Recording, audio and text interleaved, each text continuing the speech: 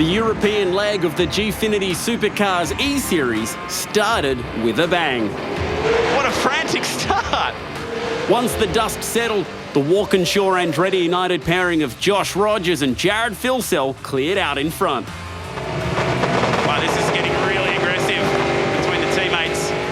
The championship leaders were a class above. Good driving, Jared Filsell, and he will be cruising to a victory. Trading race wins at the Nürburgring and Zandvoort before a final race showdown at Imola.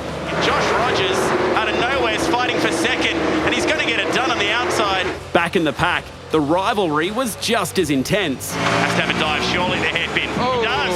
Oh, the block was almost up there. That is an awesome move. He's coming around the outside. That was like he's into him. out of control, and they banged all us. But in the end, there was no denying Rogers his 5th win of the season. And he'll celebrate all the way to the checkered flag. Tonight, there's no margin for error as drivers tackle 3 iconic British circuits to bridge the gap on Rogers and keep their series hopes alive.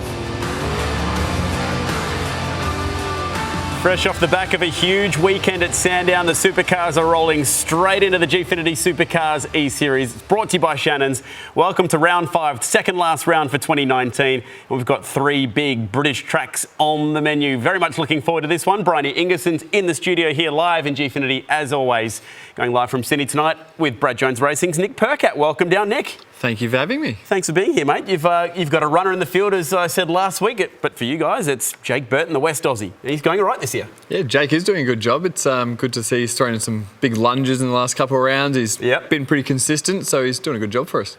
But on the other side of the scale, it's the Walkinshaw-Andretti United drivers, Briony, who are doing very big things in this series. They currently sit 1-2. Yeah, absolutely. But we've dropped the 2 worst rounds for everyone now. So it's evened up a little bit. I think there's 150 points on offer tonight, and there's about 3 or 4 or 5 drivers that are inside that 150 points. There's still plenty to play for. And I just want to thank Nick Percat for coming along tonight, because I heard that it's actually Tinder Tuesday. So thank you for taking time out of your busy social schedule. Is the sacrifices. Briony's getting in there early tonight. She's gone personal, and I like it. She saves it to the last seg to start digging into our guests. Thank you for being here. Obviously, Saturday and Sunday is sim racing. Saturday and Sunday for you. Well, there is a big Tuesday night league that happens as well for our sim racing fans, the Just Send It League. Is this a Tinder league or an on-run league? Let's check out the championship points, shall we? That's a great idea. Let's find out exactly how that's looking at the moment. Josh Rogers doing a very good job at the moment. Jared Filsell actually closed that championship picture up to just 66 points at the last race now that they've dropped their worst. Dane Warren, he was the big mover, up 3 spots from 6th to 3rd. Jake Burton dropping down to 4th. Madison Downs still in there having a pretty good run.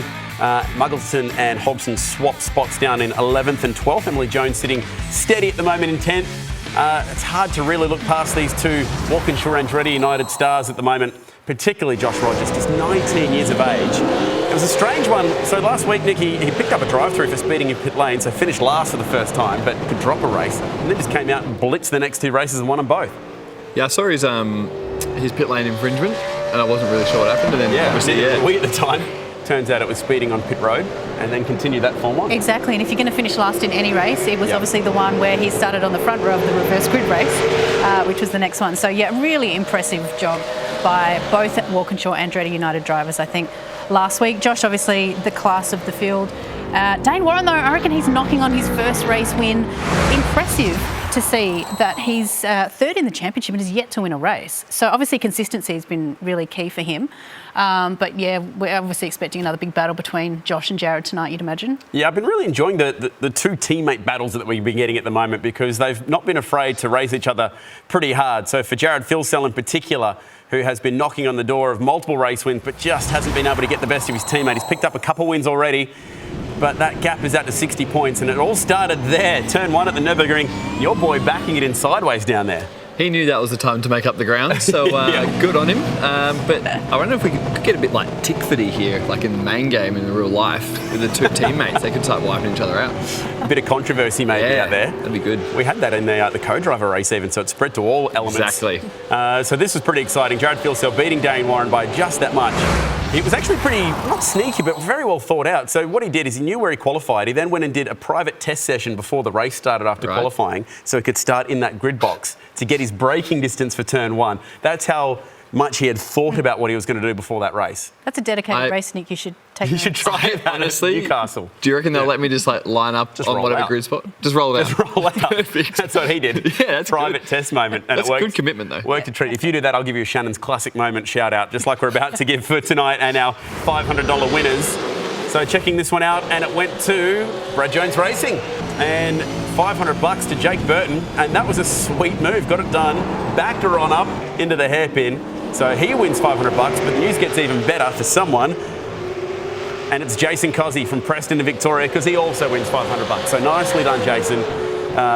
Hopefully going to come up and enjoy the party with us at Newcastle with his newly found $500, but that was a pretty sweet move. That was a really good move, and it was easy. He even like faked a little bit to the right, then got the car square enough so he could brake well, and then just a little bit of rear lock into the hairpin, and out he went. Perfect. We'll have 3 more moments tonight, Briony. Yeah, absolutely. 3 more chances to not only for us to nominate a Shannon's classic moment, but also for the people at home watching to nominate their favourite classic moment. And like you said, win $500 and come and be friends with us at the Coates High Newcastle 500 next week. So we've got 3 British tracks tonight. Nick has raced on one of them. We are live on so many different platforms right now, from Fox Sports to YouTube to Twitch. But on the Facebook comment section, see if you can guess which one of these 3 tracks he's raced at. So Silverstone, Brands Hatch, Oulton Park. They're the 3 on the menu tonight. Before we reveal, let's check out an onboard lap of Silverstone. It's a tricky circuit, particularly in a supercar. Take us for a ride, Nick. Tell us what we're looking at. Yeah, so this circuit, it's very much designed for an open wheeler, so very long corners, very flowing circuit. So probably not the most fun in a supercar, because we like short, sharp corners. But you know, this bit would probably be all right actually, because of the shortest, sharpest corners you'll get. And there's going to be a lot of action after turn 1, 2 at the start of the race into 2 virtually hairpins for the supercars, and then you need a lot of traction off the loop heading up the Wellington Straight, so it's going to be interesting. I think track limits, I know it's a dirty word in just about every form of motorsport, and particularly also E-Series, but this could play a part tonight. Not so much through here and at Luffield, which is the world's longest right-hander, but Copse, Maggots, Beckett's, Chapel Curve, that long list of S-bends. And they do have penalties built into iRacing for that, so we could see multiple seconds lost there. Yeah, exactly. If you take a little bit too much through Maggots and Beckett's, which is where you're going to make a lot of time as well with using curbs, you get your penalty, but it's a spot to make up a lot of time. So we're approaching it now on this lap of the circuit, and you'll see there's the big sausage curbs where they can fly over them, like just through here there. If they were to hit that, they can take too much track there. Then this next left-right, which sets you up onto the hanger straight, is seriously important. So you need good traction off here. Use all the road. Could get done for cutting if you use too much of it, and then try and line them up down into Stoke. Jonathan found in testing it's a 3-second penalty through that part of the track alone if you get caught cutting the corners, and also the exit here. I think at the end of Stowe there's a chance if you take too much track on the left-hand side, so you need to be very careful with that. The end of Vale is where you'll find the pit entrance, so just on the right-hand side, as always. Briony, pit stops tonight as well. Yes, exactly. 1 compulsory pit stop per race. You can take your pit stop at any time apart from the last lap of the race, and it's 4 tyres for each driver, each car. These corners here, Copse, Maggots, Beckett's, it sounds like ingredients in a Harry Potter wizard potion or something, doesn't it? It is very English, yes. There's a huge amount of history behind all the corner names. We'll try and touch on some of those as well. And very historic. I've got a fun fact. I'm not talking it up too much. Here we go. I've got a fun fact for Oulton Park later on tonight, which may or may not Don't hold your breath. Last week's was a disappointment. Is it better than last week's fun fact? It's funner. It's not as, yes. It's visually, it's not as exciting, but the information is. That's good to know. Nick, would you consider yourself a sim racer? I have a simulator at home. Okay. I have a nice SimWorks setup, but I'm I think I'm like 6 seconds off these dudes when I just did those laps before. But yeah, I enjoy it. Like you said, we had that Tuesday night Just Send It where we all get on. Shane, have a run. Lachlan. Do you pull that face when you're in the Just Send It League? That's serious face. I reckon if we threw a bit of a camera at me at home, there'd be some serious faces going on, and chocolate, and my dog, and whatever else I can get there. And when we spoke to Shane van Gisbergen last week, he said he actually races on the sim with his race boots and gloves on. Do you do a similar thing? No, I'm in my lounge room. What do you expect? That's what I thought. I'm like, that's full nerd spec. I run just the sock operation, trackies. Yeah, and then just I'm like full like chocolate chips, whatever drink. Maybe I you can get my need hands to up your race attire, and that's why you're going Get some slower. better results. on the sim. Maybe you should Yeah. use some Logitech gear. How did you find the force feedback and the paddle shifters in particular? Yeah, the Logitech stuff's really good. I've got a similar thing on mine at home, and the stainless steel paddles, they give you a lot of feel, and they're stiff enough so you know when it's in gear, and the pedals are quite good. The hardest thing in sim racing is actually stopping the car with the brakes, because you don't have any feeling through the seat or anything like that. So having a good pedal base there, which the Logitech has, is pretty key. So that was actually quite enjoyable on that. Yeah, Nick actually requested as soon as we walked through the door, he's like, where's the sim and when can I get in it? That was pretty much how the conversation went. All right, qualifying, it's at Silverstone for the first race. We set them up off the grid in how they finished this one.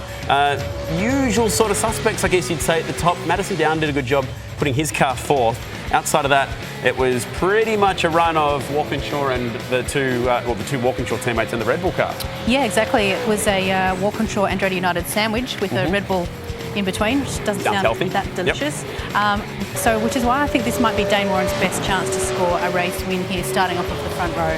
He's been super aggressive the last couple of rounds, and I think he'll be wanting to capitalise, easy for me to say, off of a front row start for Silverstone. Yeah, he's got to go now, hasn't he? I mean, Yeah. he's nearly, 2 races in points down at the moment, so he's got to try and pick up a couple of race wins tonight, close that gap, so expect him to be nice and aggressive.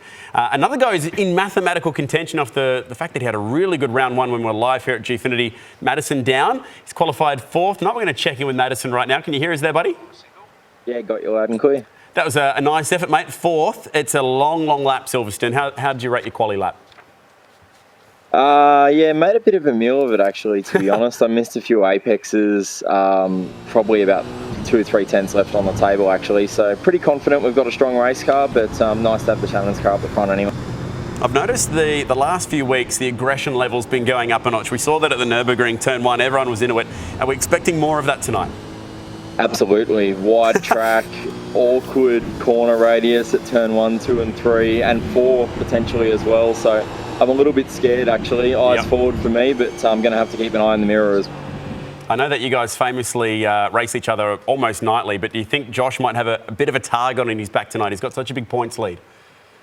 Absolutely. Josh has got everything to lose. Everyone else has got everything to gain. So especially Dane Warren, like you just mentioned, I think he'll be pretty aggressive on lap 1. But obviously I do need to be as well. I'm a long way back in points, need to score points, need to catch up. All right, best of luck for the 3 races tonight. Silverstone is up first, Oulton Park, and then Brands Hatch, which was the track that Nick Percat has raced at before. We'll be able to ask him plenty of that later tonight when we go racing there. But we need a quick break before we go racing. We're going to check in and learn a bit more about Next Level Racing's Richard Hampstead. I love the speed, I love the sound, but I also love the actual racing element. Like, it's almost like a chess match when you're trying to figure out what the guy behind you is going to do, how you're going to block him, how you're going to pass the guy in front. I saw it on TV and I sort of fell in love in a way. Like, I also grew up in Orange, which is right next to Bathurst, so there's a big motorsports culture out that way. So I think I'm grown from that. One of my role models would be Marcus Ambrose. I really loved how he was, just super dedicated. He was really focused on his craft. He's a really intense guy, but it really paid dividends in the results on track.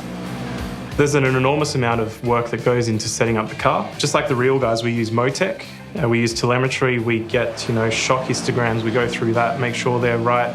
Tyre pressures are critically important too. If you get out of a range of about 10 kPa, you'll be nowhere. So it's critically important to be in that setup window, just like you hear them talking about in real life.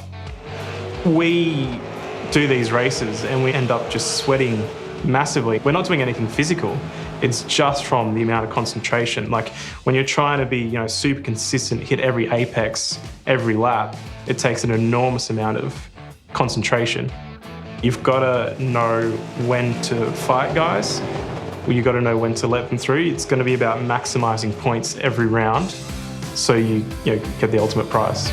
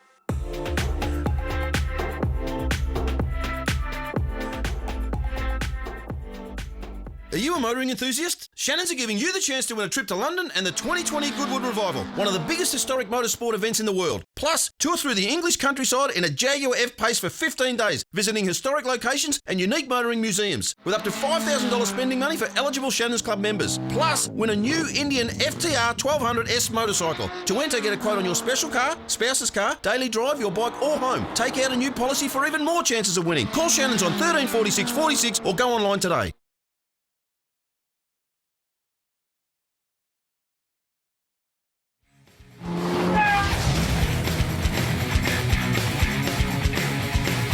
The trophy is in the house, live from Gfinity Studios in Sydney. How cool does this thing look? Very big as well in real life. It is a massive, massive prize. And who's going to be taking that home? There are just 6 races to go. And we are past now the point where you can drop your worst 2 races. So every result matters from here to the very last race at Bathurst. Here's how they line up. For race number 11, it's Silverstone. And we are ready to go racing north of London in Northamptonshire. And it is Walkinshaw Andretti United and Ryan's home. It's be just about Ryan's home track as well for Ryan Walkinshaw off the pole tonight. It's Josh Rogers. Briony, they look untouchable. Can anyone catch the 2 in this race? Well, I think like we heard Madison say just before, everyone's playing the aggressive game now. They've got, like he said, Josh has everything to lose and everyone else has everything to gain. So really looking forward to this one. We're finally in the UK. This is exciting. All right. Very overcast conditions. No rain in iRacing, but it will be a very cold track, so the first lap could be quite skatey.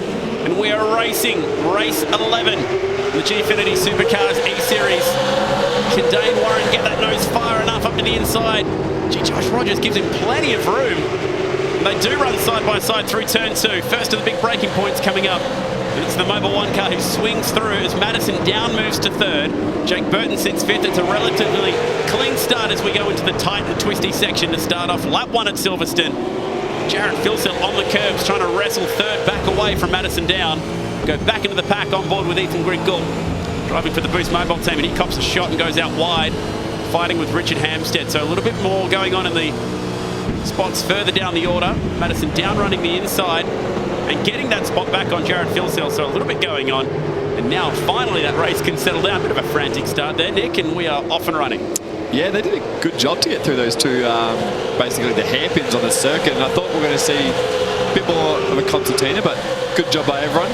Jake's just been hung out to dry. Well, I think Richard Hampstead then just gave him a bit of hip and shoulder. Yeah, he's 1 out and 1 back here on the outside of Ethan Griggle. He'll lose 2 here, surely.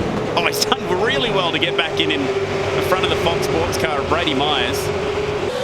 Brady picked up one of his best qualifying performances of the season tonight. And we are off and running. It's a good evening to Jonathan following the action down there in Melbourne. It's a 7-lap race, so we should see some pretty early pit stops tonight, Jonathan. Yeah, exactly, and the only chance right now is for the people at the back end of the order to avoid the traffic. I think this is probably the best track all season for these drivers in terms of tyre wear, so I don't think Rogers or Warren will pit, but anybody behind, look out for them diving into the lane right now. Okay, here comes that pit entrance. Is anyone going to be brave enough to try a lap 1 pit stop? We have seen Josh Muggleton try that strategy a few times, and there he goes in the background. Those noticeable white wheels, you can't miss them. Very retro. If I was Warren, I would have thrown it down pit lane then to actually just get clear air, because he would have been the first of the group. So he wouldn't have had any issue of coming out behind anyone. And then, he could like the surprise attack once... Get the undercut. Exactly, once Josh... Because he would know what lap time, everything that's going on behind him. If he suddenly disappears, he would have to hope that he does a good enough job, but... It's hard to gauge it straight away what the lap and I think that's the thing we need to reinforce, Chad, as we say every week, is that these drivers, there's no engineers on the radio. They're doing this all on their own. They have no information about who has pitted, etc. So they really are running their own race. This is going to be a bit of a lunge down here. They've been on since turn 1. And can't quite get it done. Takes a very shallow entry, Madison, down, going down into Brooklyn. So notice that when we were taking the onboard lap with him earlier. It looks like he's being sort of semi-defensive, but that's his natural racing line down there. It is very easy to defend down there. Obviously, if you just stay narrow, the corner's so long, they can't do anything about it. And, it's going to be interesting if Jared just fires down inside. He's losing the gap to the 2 lead cars. He'll be getting frustrated. You can see his teammate up the road winning it, but he's got some pace here. and it looks like he doesn't mind just a bit of a slide job, so I'm looking forward to it. He would also be a candidate for a pit stop if he can't make this one stick very soon as we go running through Beckett's and Chapel Curve down onto this long hanger straight. It's tucked in nicely behind him, get a bit of that slipstream. He should get a little bit of a toe, but also another extremely difficult corner to pass here at the end of the hanger straight, because it's not a big stop. It's a very flowy corner at the exit of it, but if he can get a good run off here, he'll have a crack into this last section of corners. Let's see if he's pitting straight in. So the first of our lead pack comes in. It's Jared Filsell, needs to roll the dice now. Get that car stopped in time for what is a very long amount of time on the pit lane limiter. And yes, you can get pit lane penalties for speeding in pit lane. We saw that last week. Josh Rogers picked one up. The tracks. Oh, sorry, I was just about to say, so it's about a 28-second pit stop with the transition through pit lane, stopping, going again. Track seems really fast. I think, did they not do a 2:01.9 qualifying? And he's just eased about half a second out of it in the first 3 laps, so 2 laps. So it does look a lot more overcast than what it was for qualifying. That could be it. The game does really respond to cloud cover, and we have, since the first round, made that change to have the dynamic conditions throughout the night. No rain, but yes, cloud cover and sunshine does make a huge amount of difference in track temperature and then speed. So you go on board with Ian Ford. Well, Jonathan, your thoughts on track temperature for this one? It looks pretty quick right now. Yeah, how annoying is that? Is that the weather in England, every time you go there is so cold, and then iRacing go and simulate it for everybody, but it is some of the coldest conditions, as Nick said, I've ever seen on iRacing, and so the undercut doesn't seem to be working. I think for Josh right now, it only began in the final sector. He was the quickest in the final sector out of everybody, but the first 2 sectors he lost so much time, so I think once this race progresses, the undercut will start to work. Okay, so that may not work then for Jared off that early pit stop. So Filsell, Burton and Muggleton all have pitted. His first sector, when they're wobbling around out of the pits, if he can be close enough, be able to put a bit of pressure on him. We saw last week, was it the first race last week? When they came out together, the battle was on. He's not afraid to go toe-to-toe with his teammate when he can get onto his door or onto his bumper. This is a good little battle pack further back as Brady Myers comes into pit lane in the Fox Sports entry. Brady Myers is having a good run so far. We've mentioned before how he really started off his season with some penalties and a couple of incidents, but he had a really strong run at the last round in Europe. In fact, picked up a top 5 there, so hopefully that's given him a bit of confidence heading into the 2 last rounds of the season. So Madison Down and the Shannon's car comes in as well. So this will give us an idea as how close he is with Jared Filsell. That was the battle for the pit stops as Filsell got the undercut today. It's about an 8-second stationary time. So we're watching out for car 22. He's just coming out of the last corner now.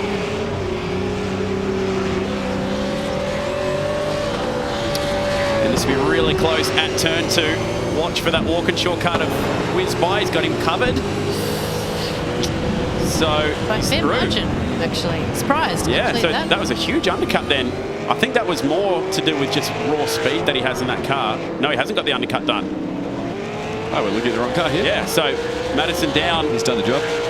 Has managed to stove that off. So Jonathan picked that perfectly. There really is no undercut. It's bad news for Dane Warren. He needs to figure out a way past Josh Rogers.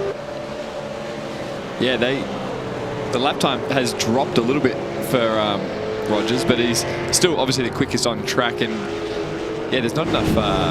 It takes too long for the tyre to get going, exactly like Jonathan said, and then they lose that margin. So they pit early, don't get an undercut, and then have a bit of tyre deg to go with it. So it's could be a long old race for a few of the guys that pitted on lap 1 or 2. On board with Jake Burton here, obviously representing Brad Jones Racing and Dunlop Racing. One of the liveries that you've run this year, Nicholas. Yes. Does it look familiar? Yes. Yep. Do you remember where and when you had the Dunlop livery? Yeah. Literally, you win a prize for having a different livery for every round. Darwin. Well done. Okay. Well picked. Hopefully this week he's got a pit entry sorted. As he's Josh, I think that's Josh just heading into lane there. Yep, so Josh in now. And yes, he'll be well aware not to speed on entry or exit, as he was penalised for opening race of last round. So Ian Ford going on. He's the only Dane one Warren's out there. followed him in, so we've got Rogers and Warren back I think to that's back. smart because he was about a second or so up the road or behind the lead, so he's actually been able to use him under brakes to the pit lane line. I think Shane mentioned it last week. You make a lot of time up if you're following a car at pit entry, so hopefully he's clawed back a little bit, but Josh just looks too fast at the moment. All right, let's see what Madison Down is here. He's about to go through turn 1 as Josh exits the lane, tries to get that car back up to speed. Madison might be able to get one of them here. He's already at full speed. No, not quite close enough. And the top 3 stay as they were. Ford, Rogers, Warren, but Ford obviously yet to pit. So Rogers, Warren down the top 3. Ian Ford, he's played this strategy most nights, actually. He's always the last to pit in these sprint races. And no stranger to doing it again. He's the only one that has not pitted yet.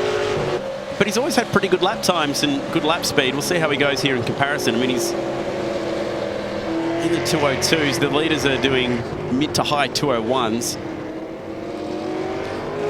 Yeah, I think he'll probably pop out about 7th or 8th there. Because obviously there's been battles happening besides the 2 leaders scampering away. There's been actually a bit of a battle from probably 5th down to 8th there. So hopefully that train slowed up a bit for him and he'll come out just ahead of him. But if you had to hazard a guess, Nick, obviously Josh has had the pace and the form for a while now, but setup-wise, what do you think he may have done here to give himself the advantage over the field? If you were having to race a supercar here at Silverstone, what would you do?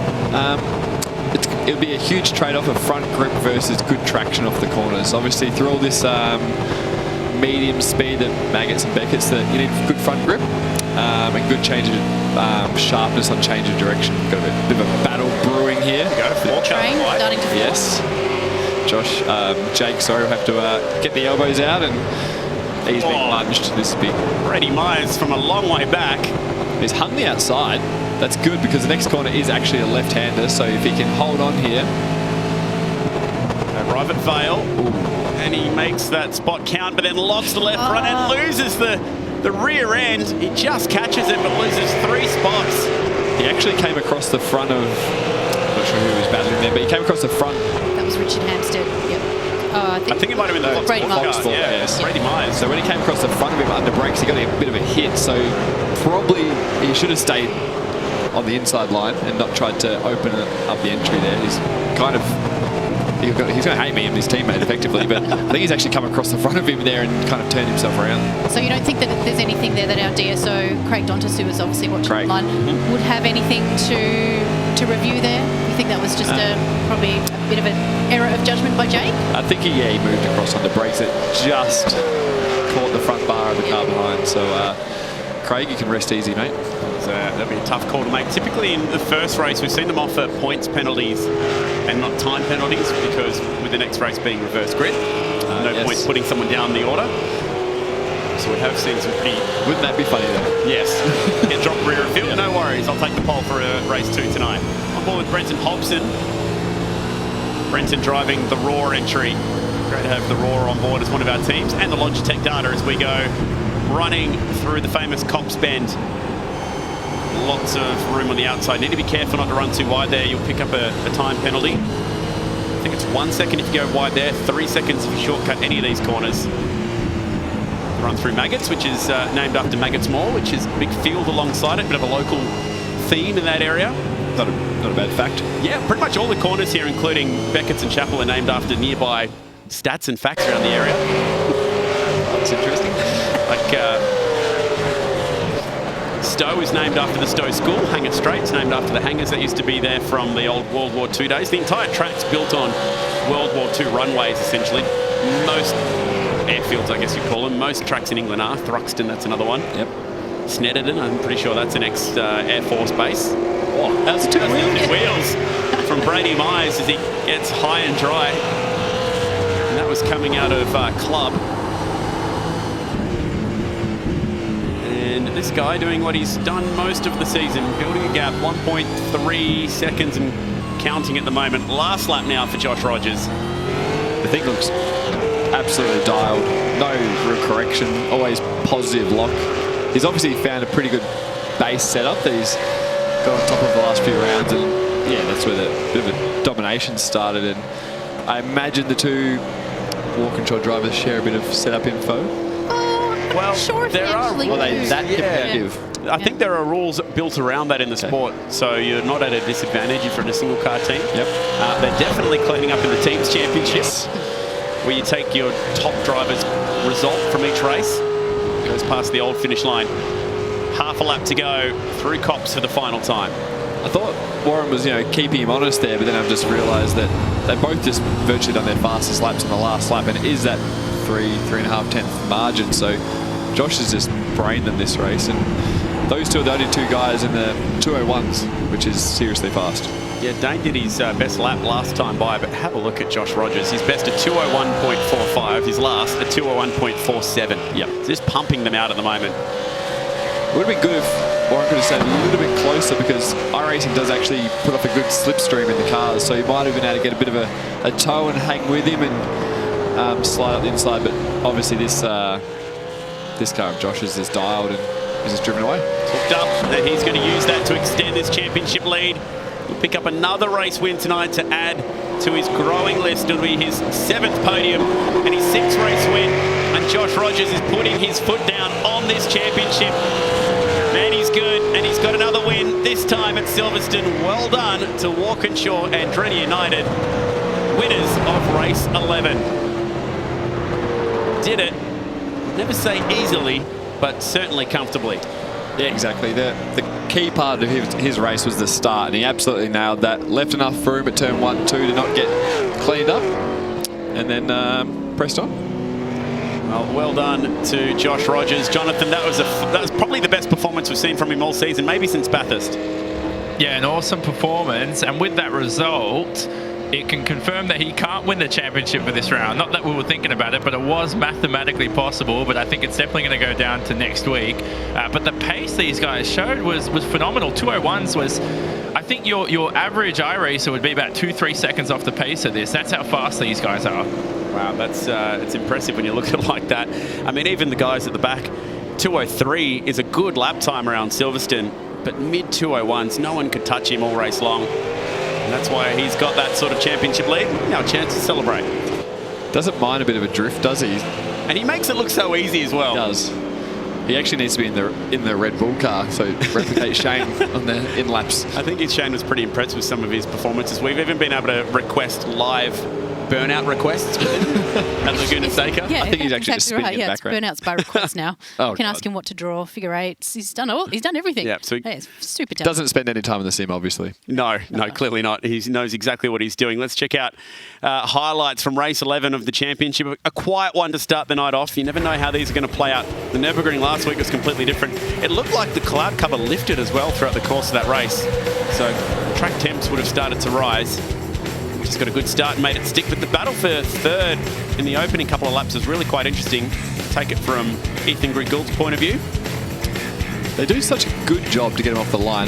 For some reason, the iRacing in any car is hard to get them moving and without much wheel spin, but these guys all make it look super easy, so well done to them. Shannon's Insurance Commodore had a good fight, managed to hold on to third. He's picking up the podiums here.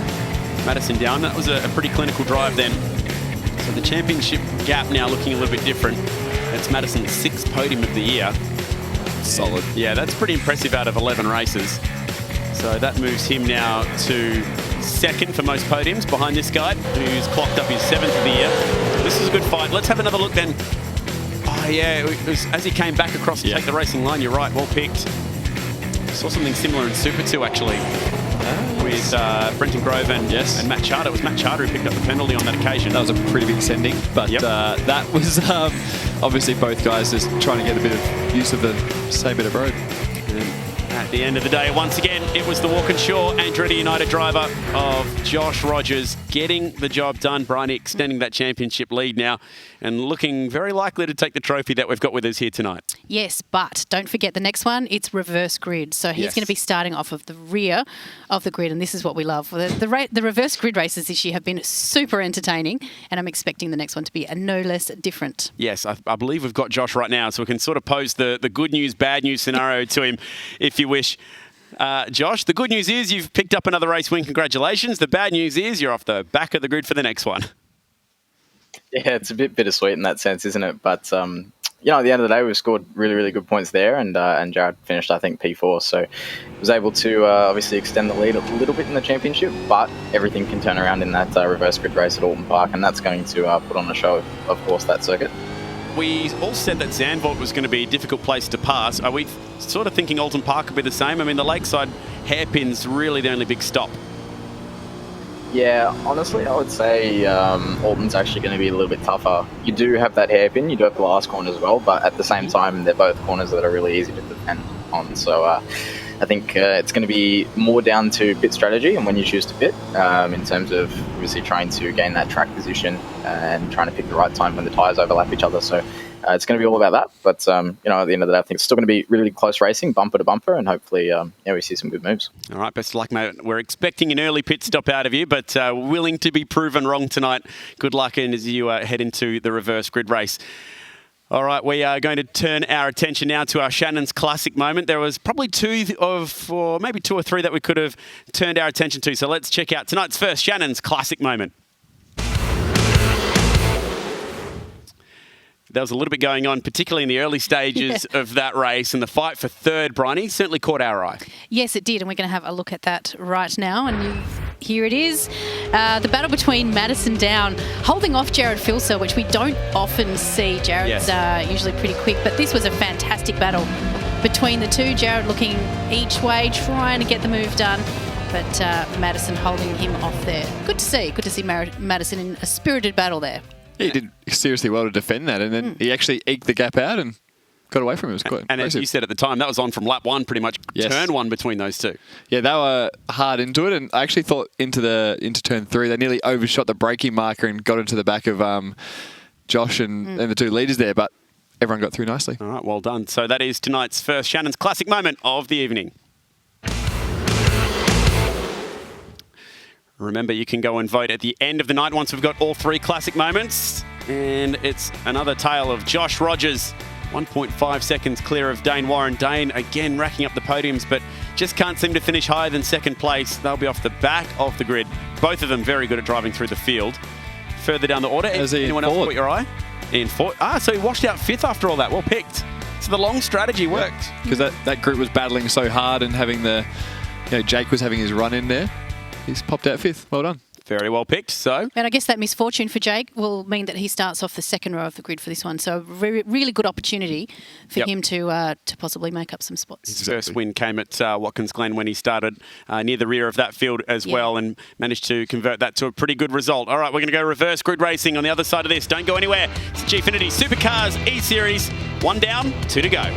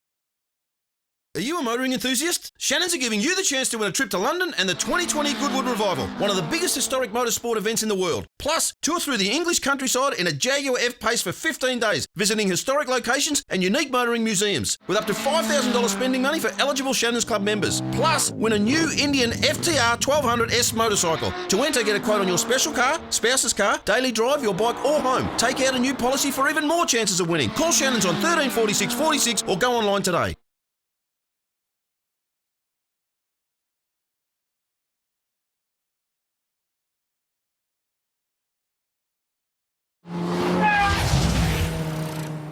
Our friends at Shannons are giving you the chance to win a trip to London for the Goodwood Revival, a fascinating retro event set in the 40s, 50s and 60s. And there's also the chance to win this beautiful Indian FTR 1200S. To enter, just go to shannons.com.au to request a quote. I'm not a big-headed person, so but yeah, I've proven to the community that I am probably the best supercar driver on iRacing in the last 4 years, basically. Have a look at the lead for Jared Filsell. He's racing and winning for Walkinshaw and Briony United. My strengths are probably keeping cool under pressure. I can absorb quite a lot, even if I'm getting a little bit niggled. I think being at the best, you need to be leading. You can put yourself in that mindset where you don't look in the mirror, just keep going, just really try and push yourself to open up that gap and then just try and pull away and demoralise them. One of my biggest role models is Mark Scaife, one of the greatest drivers of all time in Australian touring car history, obviously competing with the Gibson guys with the GTR and earlier V8 supercars, so I definitely think he's one to aspire to. I probably spend about 5 to 10 hours a week on the sim, so obviously I do a little bit of coaching off the side and whatnot, so that fills most of my time, and then obviously you can add on the practice for the events on top of that. It's 1-2 for Walkinshaw and Briony United at the Mountain.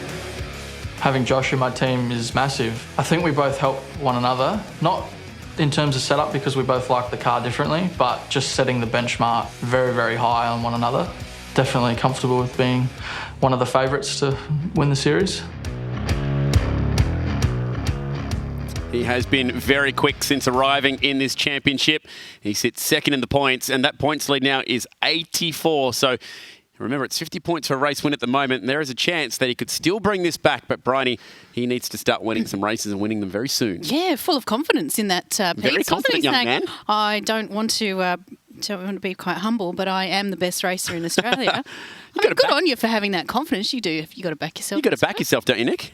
Yeah, he has backed him. Thank you. Yep. He has backed himself hard there, so that was impressive. Yeah, we'll see what he's got this next one. He starts in front of Josh. So it's his time. Let's see what he's got. Needs to finish ahead of his teammate and try and keep that championship momentum going. So from Silverstone, we now head over to Oulton Park. Silverstone was a track that you've visited. Brands Hatch is a track that you've raced at, but this one is going to be relatively new to you. It's set up near Liverpool and Manchester, up in the north. You can get there from either of those two airports. Very beautiful sort of landscape around there, rolling green hills, very old countryside. And that is how they'll line up. Reverse grid. Ethan Grigalt fell back in that race and will start last. Bryony's looking at me like she's got a fun fact. When do you want my fun fact? And God. It's a where, not an if, because I know you don't want it. I feel like you're going to deliver it on camera since you built it up so much. Oh, I don't need to, but Go while on. I'm having a look. Please, the stage is yours. Okay, so Drum roll. there is a corner called Knickerbrook Corner, Yes. as you would both know, at Oulton Park. I knew that. I actually know this story and I can't believe you're about to tell it on TV. Really? Okay, well, I'll give you the PG version. Okay. So back in the day, they were using some dynamite to remove some tree stumps and whatever close to that corner. And after the first detonation, they actually saw a couple run off from the bushes quite hastily. Oh, and was it a Tuesday? It could have been. And then on closer inspection, they actually found a pair of ladies' underwear in the brook. So that's why it's called Lucky guy. Brook. Yeah, a brook is a lake, in case anyone Yes. was wondering. It's a very English word. Hence, Knickerbrook Corner. That's all I have. Well Are you done. Happy? Better than last week's Thank one. you. Yeah, I will admit that was actually not too bad. So there we go. We all know a little bit more about Oulton Park. Double points if you can point it out to us on the track map. Sure. Let's go racing. Let's go. This is Lodge Corner, and we are off and running. No, it's not. It's Old Hall Corner, now past Avenue. I've done a few laps on this sim, on this track, and it is pretty wild. A lot of bumps, a lot of a few blind corners, and actually a really tricky circuit because it's quite narrow, so passing will be quite hard. But I'm looking forward to seeing how Josh gets through. Look at how hard it is to get stopped at these hairpins. And look, we've got a bit of a hill here. We can fire over the top, bit of wheel spin, trying to get the traction down off the hairpin, and then, yeah, it gets pretty wild through this last sector, so I can't wait to see how they handle it, because I'm normally in the fence. And this is the chicane that was actually added to reduce the speed of the cars coming into Knickerbrook. And that's the corner there. There it is. Well done. So there are multiple layouts here, as they are for most of the English circuits. This one is the Island course, which is slightly shorter than the full Grand Prix circuit, which takes on the full loop. But that part there, this is full roller coaster. Yeah, that's wild through there. And the curbs are very small because it's a very old school style of circuit. So I'm expecting a lot of mistakes. Even this last corner here, the road drops away quite a lot. It's off camber on the exit. Hard to get the power down. So you could even see a battle to the start-finish line to get the win. So it's going to be on here. That pit entrance is a really fast one as well. As decides to try and tip it in, and does that didn't quite work out. Didn't quite work out. Pit entrance here. It's a very short pit lane, and the pit entrance will rise very quickly. So getting the thing stopped there could be quite important as well, I think. Yeah, it'd be interesting. It could be like a big cork in the ocean. That's cork in the ocean. Yes. I've just been told to say that. All right. It's very Dennis Cometti of you. Can't be. So yeah, that pit entry will be hard. I reckon that we could see a bit of speeding, and you know, you could actually see a car fired like over the fence here because the wall is so close. So passing will be hard, so it's gonna be good. Goodness gracious, let's hope we don't see that. Even in iRacing, that wouldn't be that much fun. No. It is an old school touring car track, isn't it? And it's so cool seeing British touring cars race there through the 90s. Yes, they were there. That was a cool era. Yeah, got that vibe about it. Let's go racing then. Reverse grid, you never know what's going to happen here, but this is a great chance for Ethan Griggle to win his first race of the E-Series. And Jake Burney will be pretty fired up in that Dunlop car. Expecting some pretty early pit stops. That Flaggy was getting into it as we are off and running for the second race of the night. See how narrow it is. They can only just get 2x2, so even there you see Jake can't get through. Emily Jones to second. Gets it covered, yes. It's gone big there. That's nice. So through on Brenton Hobson from the Raw. Oh, and Hobson's off in a big way. And that'll be hard to get that thing stopped. Gee, that could have been bigger. Oh, and then Muggleton on two wheels through the hairpin. Someone absolutely nailed Josh Muggleton. Exactly what I expected to happen here. There you go. This is a cool circuit. And where have the Walkinshaw boys got to? Well, Josh has He's been cautious, which is smart.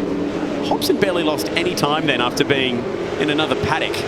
So that's how slow things were, but he may have some damage. I think he's lost the bonnet or at least a fender. Hillsell going slow. What if he did a shortcut? Yeah, I think he made a shortcut. I was just about to say, he was the one that was holding that whole train of cars up.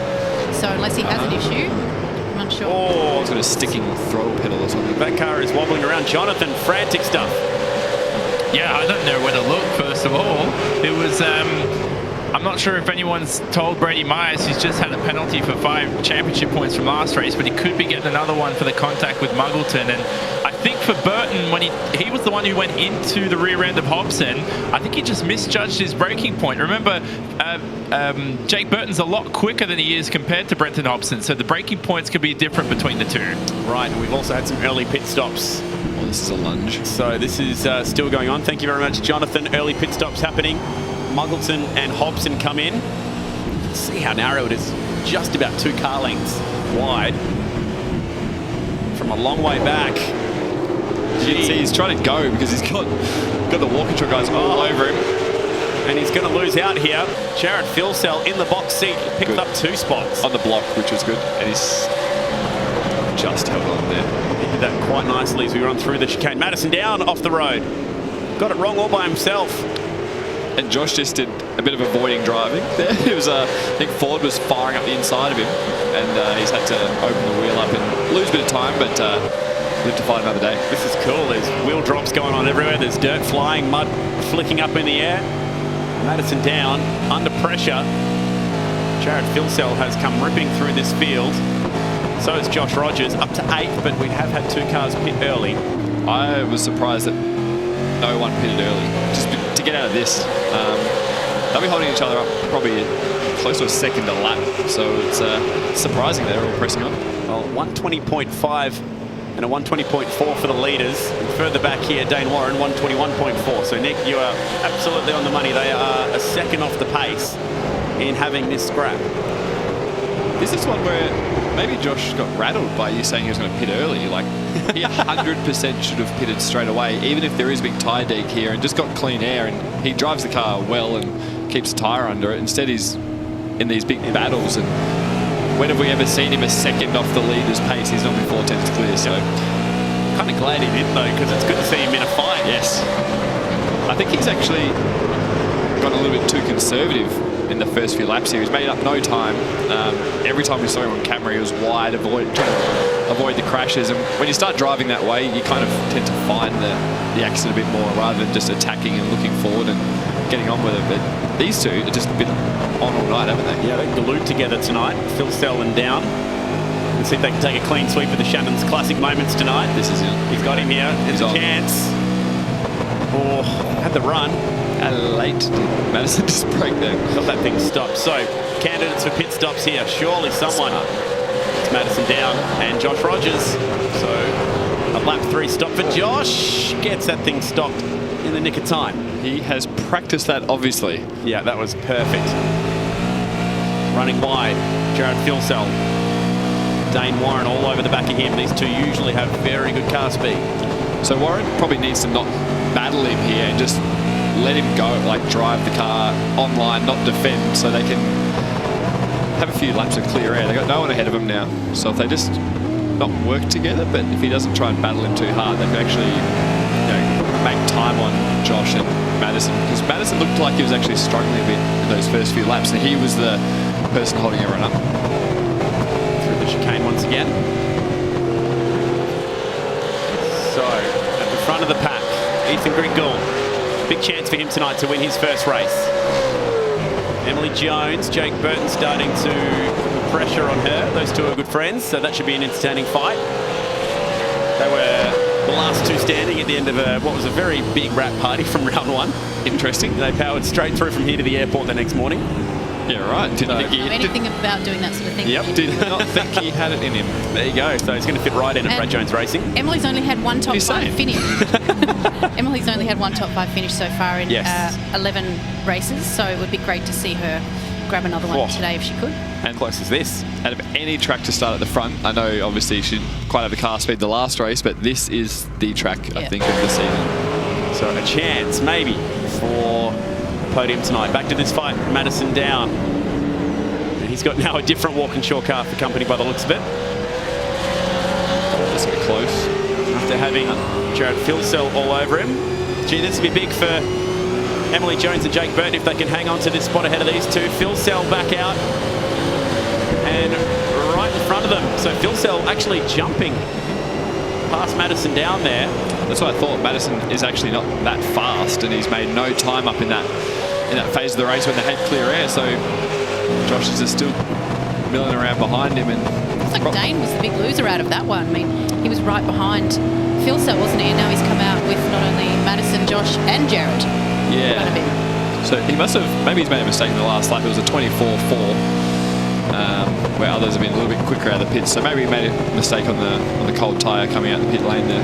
All right, we've got Jonathan watching on the action down in Melbourne. Your take of the pit stop process so far?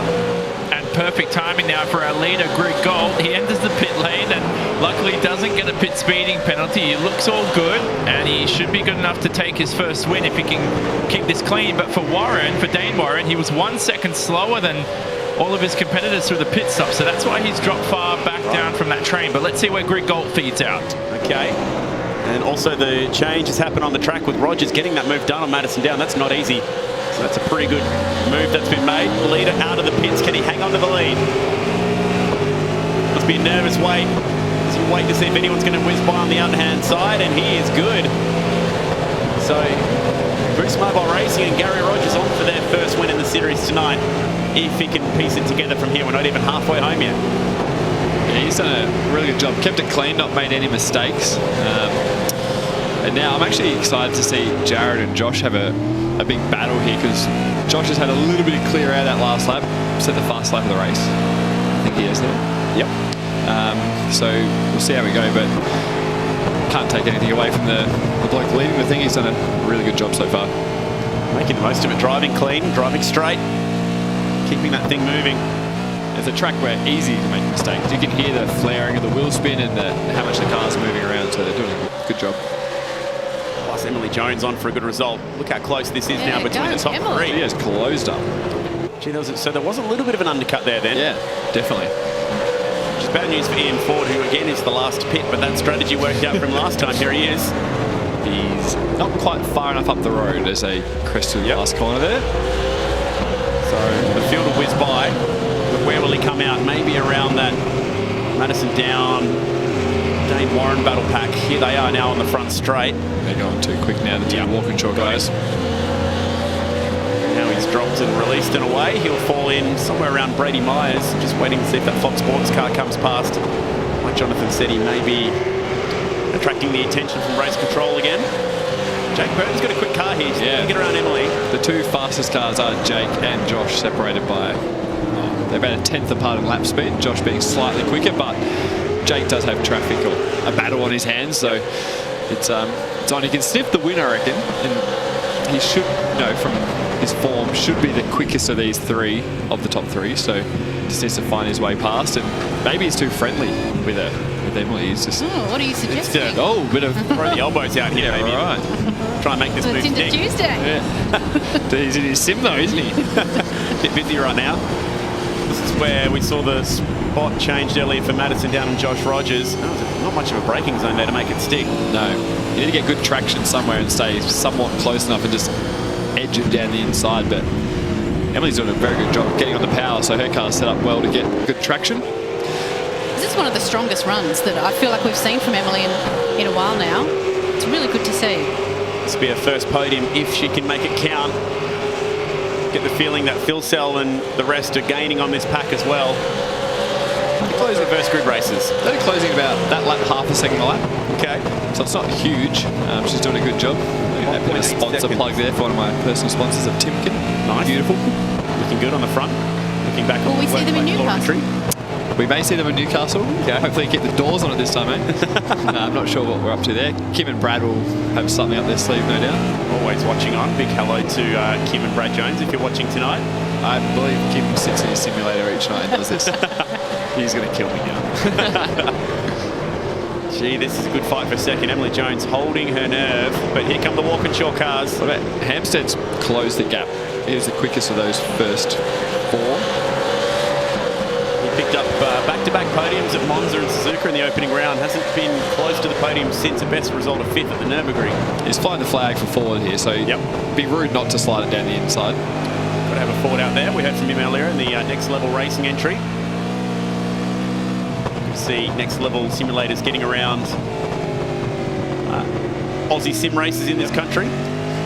It's interesting seeing the way Emily drives the car. She squares up the exit quite a lot, so she gets very good traction off and never gives the guys behind her an opportunity to get past her, where Jake seems to flow a lot more speed through the middle of the corner and he loses the gap on the exit. So two different setup philosophies going there. One's flowing big mid-speed and one's getting big exits. So it's actually quite interesting to watch. But I think Hampstead's the one here to have a dip.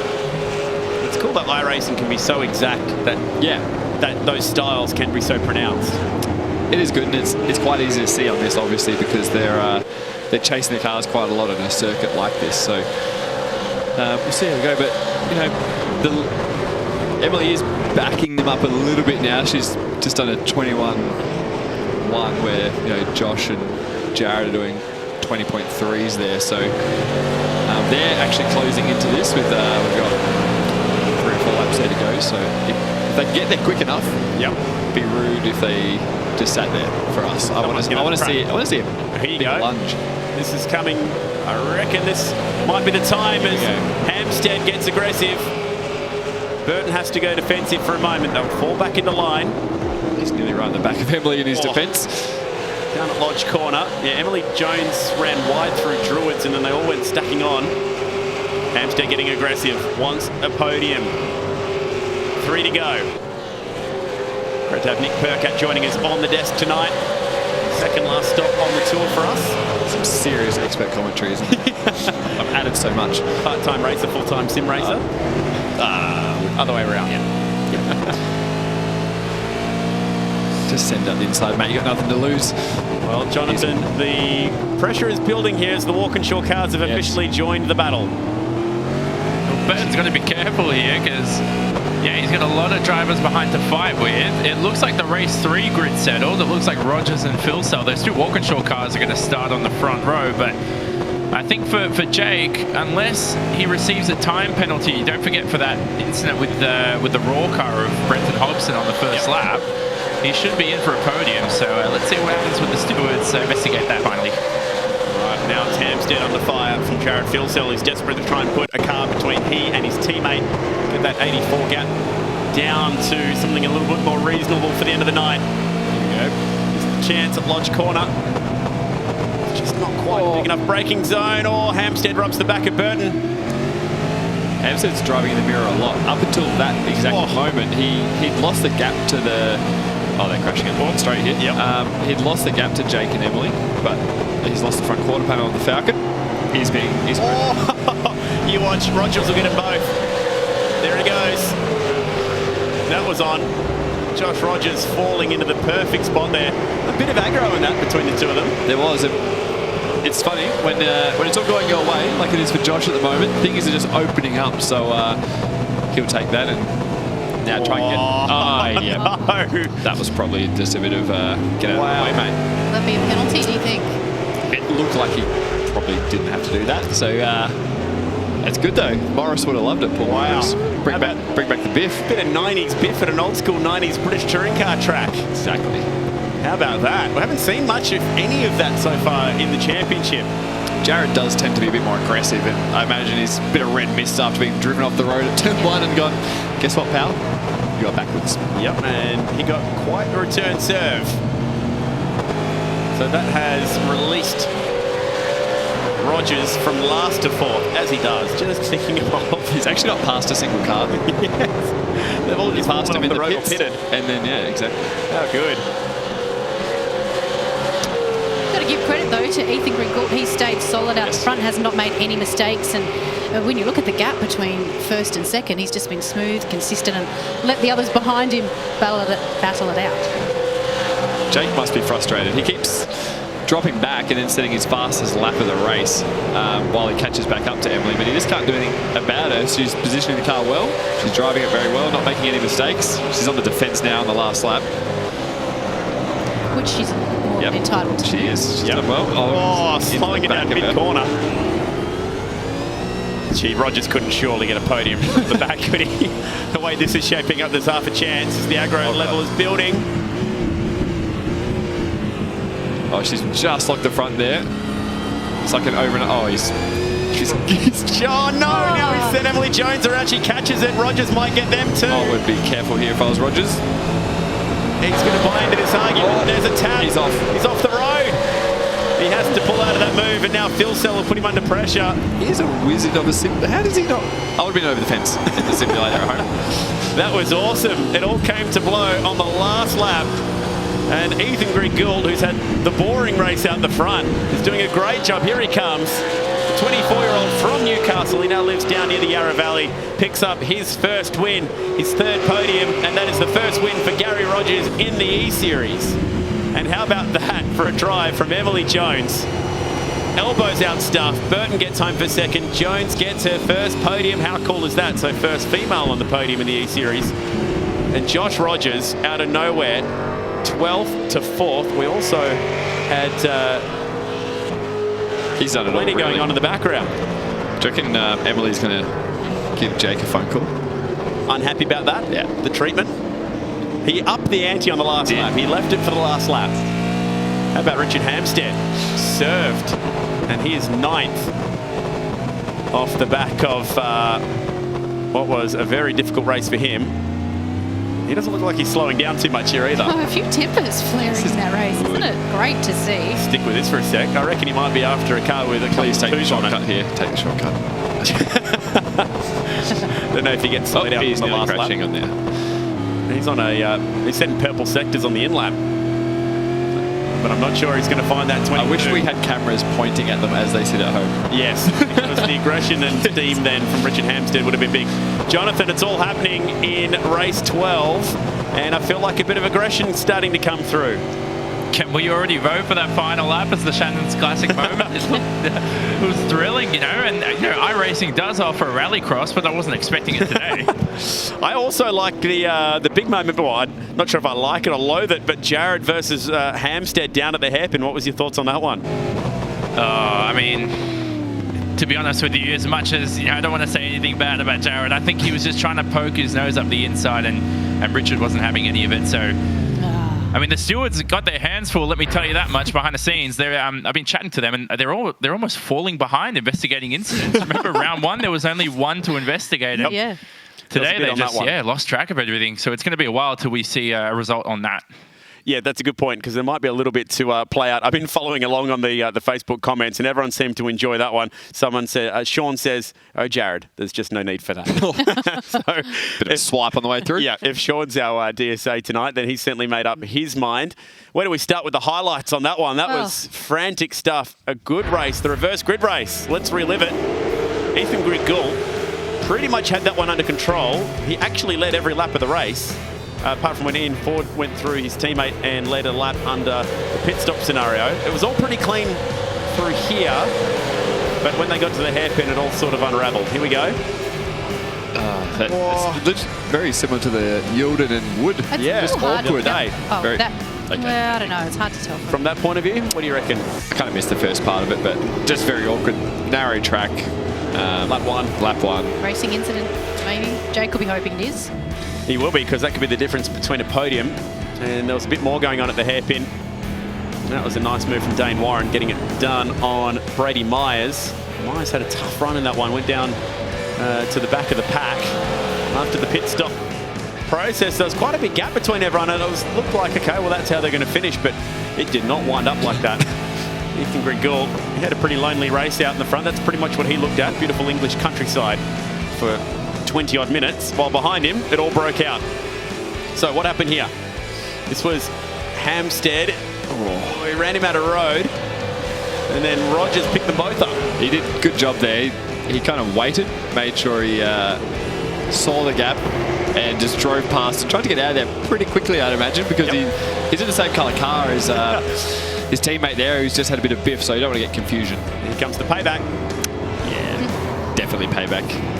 Jonathan was nice enough to say he was just sticking his nose in and misjudged it. Your thought on that one? That feels like when I kind of rubbed up Paul Morris, and then he literally just did that to me. That's not even close to the B pillar. That's the E pillar. Yeah, that's what pulled it to be. Yeah. Is that's for yellow? Yeah.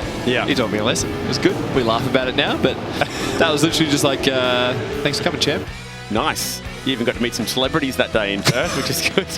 All Paul's mates. It was an exciting day at Barbagallo. But that's part of racing, and now part of Supercars folklore, and I think that's going to be part of Supercars e-folklore tonight. Well, it was our first payback, I think. Yeah. Haven't had any payback yet. Once again, these reverse grid races deliver, don't they, in spades? It's great to see. I've been floating it for a while. I know that your boss, Brad, probably disagrees, as does most people. The reverse grid races, the fans, they'd love to see him back in Supercars. That would be huge. Yeah. We kind of had one at the Sandown 500. Yeah, true. Didn't we? Yeah, we had Scotty, McLaughlin SVG, and Pye. Gisbergen and Pye. Yep, all at the back. How do you reckon they would go in Supercars for real now? I think it would be fairly on. I just think back to when, I think it was Winton with myself and JC, when I was battling a bit, and I just had like the trolley train behind me, like Jarno at Monaco all those years ago, and I just defended like hell. And then when he kind of got next to me, he just kind of moved the car around, and he ends up in the gravel, and I continue on. Like you'd see a lot of that. Yeah, that was for 10th at the time. Yeah, it was. It wasn't even for the win. I remember that being one of the most all-time great Saturday battles. It was mega, that one. And maybe we'd see more of that. I don't know. I think you would. All right, let's check out what is our Shannon's classic moment from race 12. Now, I'm genuinely curious to see what this is going to be right now, because there's probably 2 or 3 that we could pick from. So let's just roll straight into it and have a look. And yes, it had to be the payback. That's good, surely. Kissed by Jared Filsnell. That's certainly a word for it. I like it. They made that look quite romantic. Yeah, it's very romantic as he just brushed into the rear bar there. Lucky not to take his teammate with him up the road as well, because he got a bit of a shot. That all started at turn 1, and if that is your classic moment of the night, if you like the biff, then head on to the E-Series website at the end of the night. Cast your vote. I'm not sure who gets the money out of that one, if they split it 250 or maybe It's true. Maybe Hampstead will have to take it for being a little bit unlucky in that one. We'll give it to the guy who got turned around. But that is our next Shannon's classic moment. Well, very happy to say that we've got Ethan Grigg-Gould lined up and ready to chat. Mate, congratulations. You are a race winner in the Gfinity Supercars E-Series. You have no idea what happened behind you, I bet. Yeah, no, I've got absolutely no idea at all. Not really the way I wanted to get my first win, starting on pole in a reverse grid race, but in this series, when you met with the sort of drivers in it, I'll take anything, really. Absolutely. What happened to you at Silverstone? We sort of missed out there. Look, I was probably a little bit deep into the third last corner, locked the rears a little, and one of the other drivers tagged me a bit and spun me around. So I'll take the blame for that one, but in the end, it did set us up for a good race too. You've been able to pick up a few podiums now. Bathurst was your last one, so good to get back onto the steps. Yeah, look, I'm finding the format at the moment difficult to comprehend for myself. The short races don't really suit me. My qualifying's not the best. I find I do the best in the races. So Bathurst being a traditional 250k, I felt like I maximised there, but I'm just trying to get my head around this. What's the usual length that you guys would race at any given night on iRacing? Look, pretty much anywhere from 100k to 250k is usually the normal, and then of course we've got the enduros with the 500k and then the full Bathurst 1000 that we do, so we certainly get a lot of driving. Yeah, right, so 20-minute races much shorter. Mate, well done tonight. Congratulations, you're a winner. Hopefully that gives you a good starting grid for the last race tonight. Thank you very much. All right, so it's taken us a while. We've gone through. We've had the stewards hearing very quickly, but this is going to be very provisional, I get the feeling. Let's have a look at what the results are from a very hectic race 12. We know the guy on top. Everything else is a bit of a question mark at the moment, but we'll start with Jake Burton, who's managed to finish second on this one. You're going to put the case in for him to stay there, or do you reckon he'll keep that one? I reckon we'll just leave him there. I reckon he'll get away with that one. That's you reckon? Yeah, Craig's going to let him off? I think so. Emily Jones, as we mentioned, her best results so far this season. She did a very first good job. podium, position 3. I mean, she stayed out of trouble, so she should definitely keep her spot, if not go up one. The only thing that we're hearing at the moment is Brady Myers down at 11th is going to pick up a 10-second penalty. Again. What's he done? I think that's for something that happened on the first lap, first corner maybe. But the good news is, drops him nowhere because 27 plus 10 is 37. So he's still okay. So that's all right. That's good news. He picked up 5 seconds earlier in race 1. So he's having a bit of a rough run so far. So hopefully he can get a bit more momentum. He was the #1 draft pick and has just... Qualifying's been a bit of an issue for him. He's very aggressive. Yeah, and just sort of found himself in the wrong spot at the wrong time. A little bit of trouble, made some errors. Yeah, penalties have really cost him, I think. Yeah. All right, well, hopefully the last race of the night he can scrounge a result from near the back. All right, we are going to go to another break. The final race still to come. We're going to be talking Supercars and Nick Percat. Maybe fire some Facebook questions at him. Stick around. It's the Gfinity Supercars E-Series Brands Hatch up next.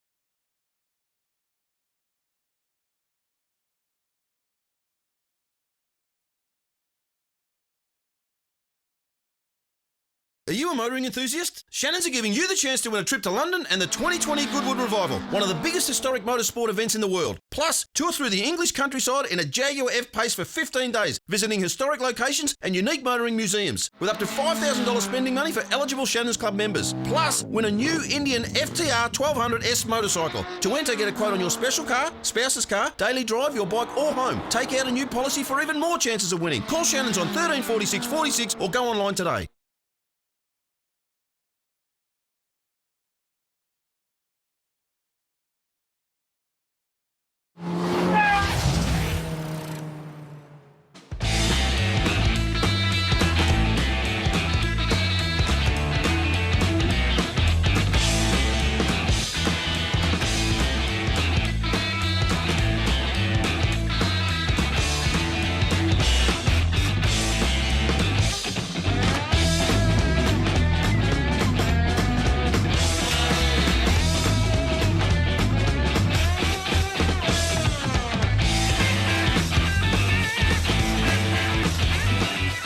Very cool. The retro round action from the Penrite Oil Sandown 500. That was all the off-track colour, but the on-track stuff was pretty good as well. And that was a huge, huge weekend. Everyone enjoys retro rounds, some more than others. We had some pretty cool retro themes going on at Brad Jones Racing. We did. All three of your cars looked pretty cool.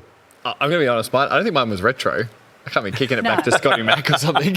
I think that's just what Fujitsu wanted. That's what they how they run. But yeah, the two Aussie Mail cars was really cool.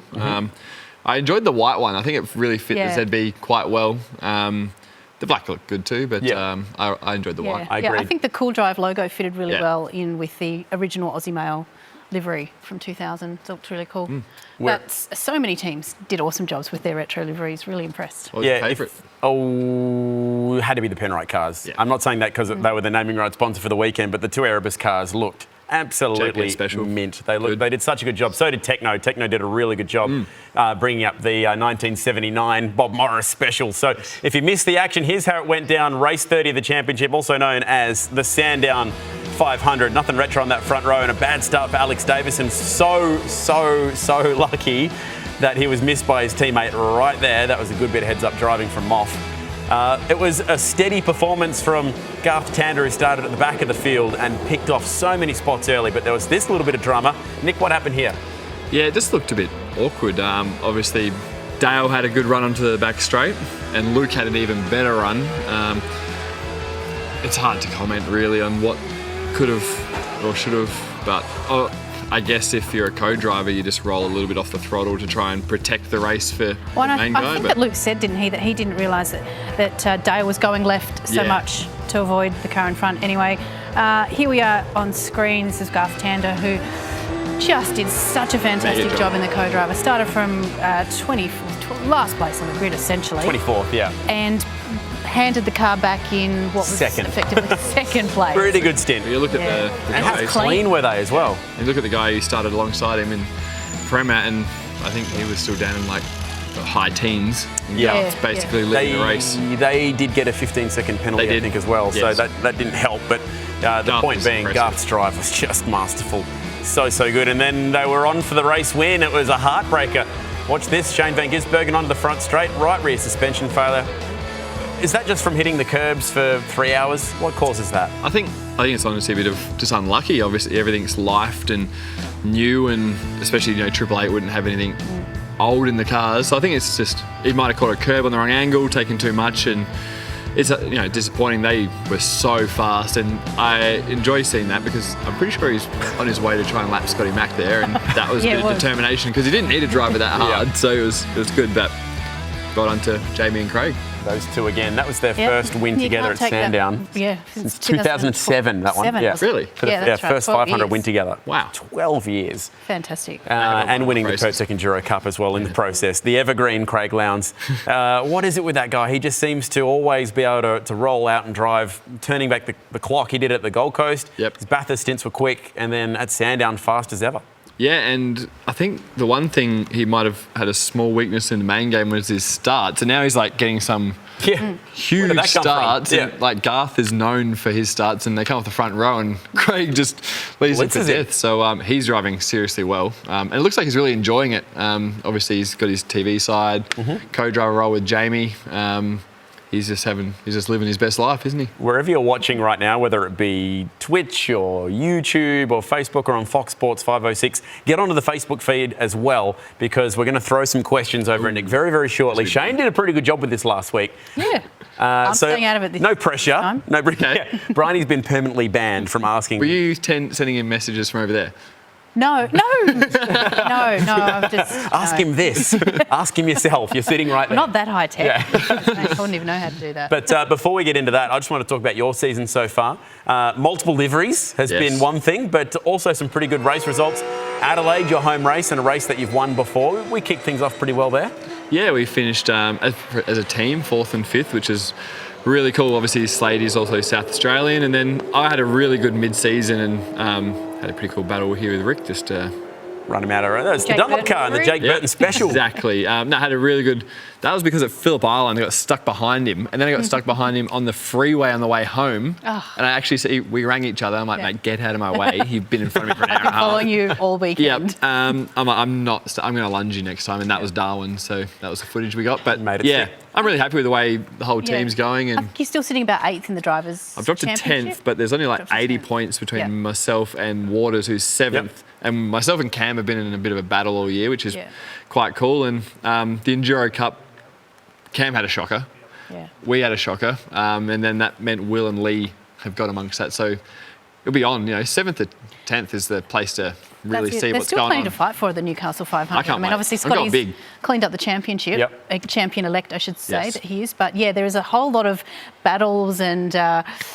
I want to say retribution is not the word, but paybacks maybe. It's the last round. Jared Phil style. It's been the theme for that. Is anyone on the way out of the main game? Do they need revenge?